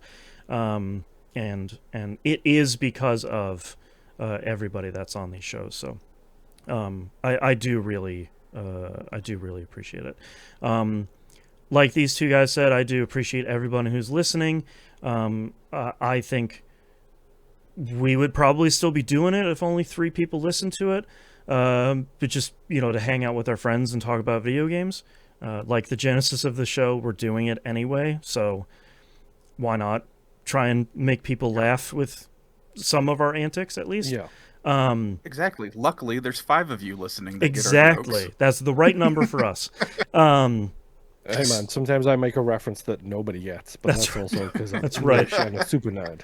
So like I do really appreciate people that are taking their time out of their week to listen to our stuff or watch our videos or hang out on the live stream, or we were talking about it recently, like play We Roguelike along with us, watch Wayward Sons along with these guys, or listen to the first part of a Critical Misses episode and then go watch the movie and then come back after we've watched it too. Like all of that stuff is really great. And I do want to give a special shout out to some of my favorite fans, our captive audience out there, as they have kind of dubbed themselves.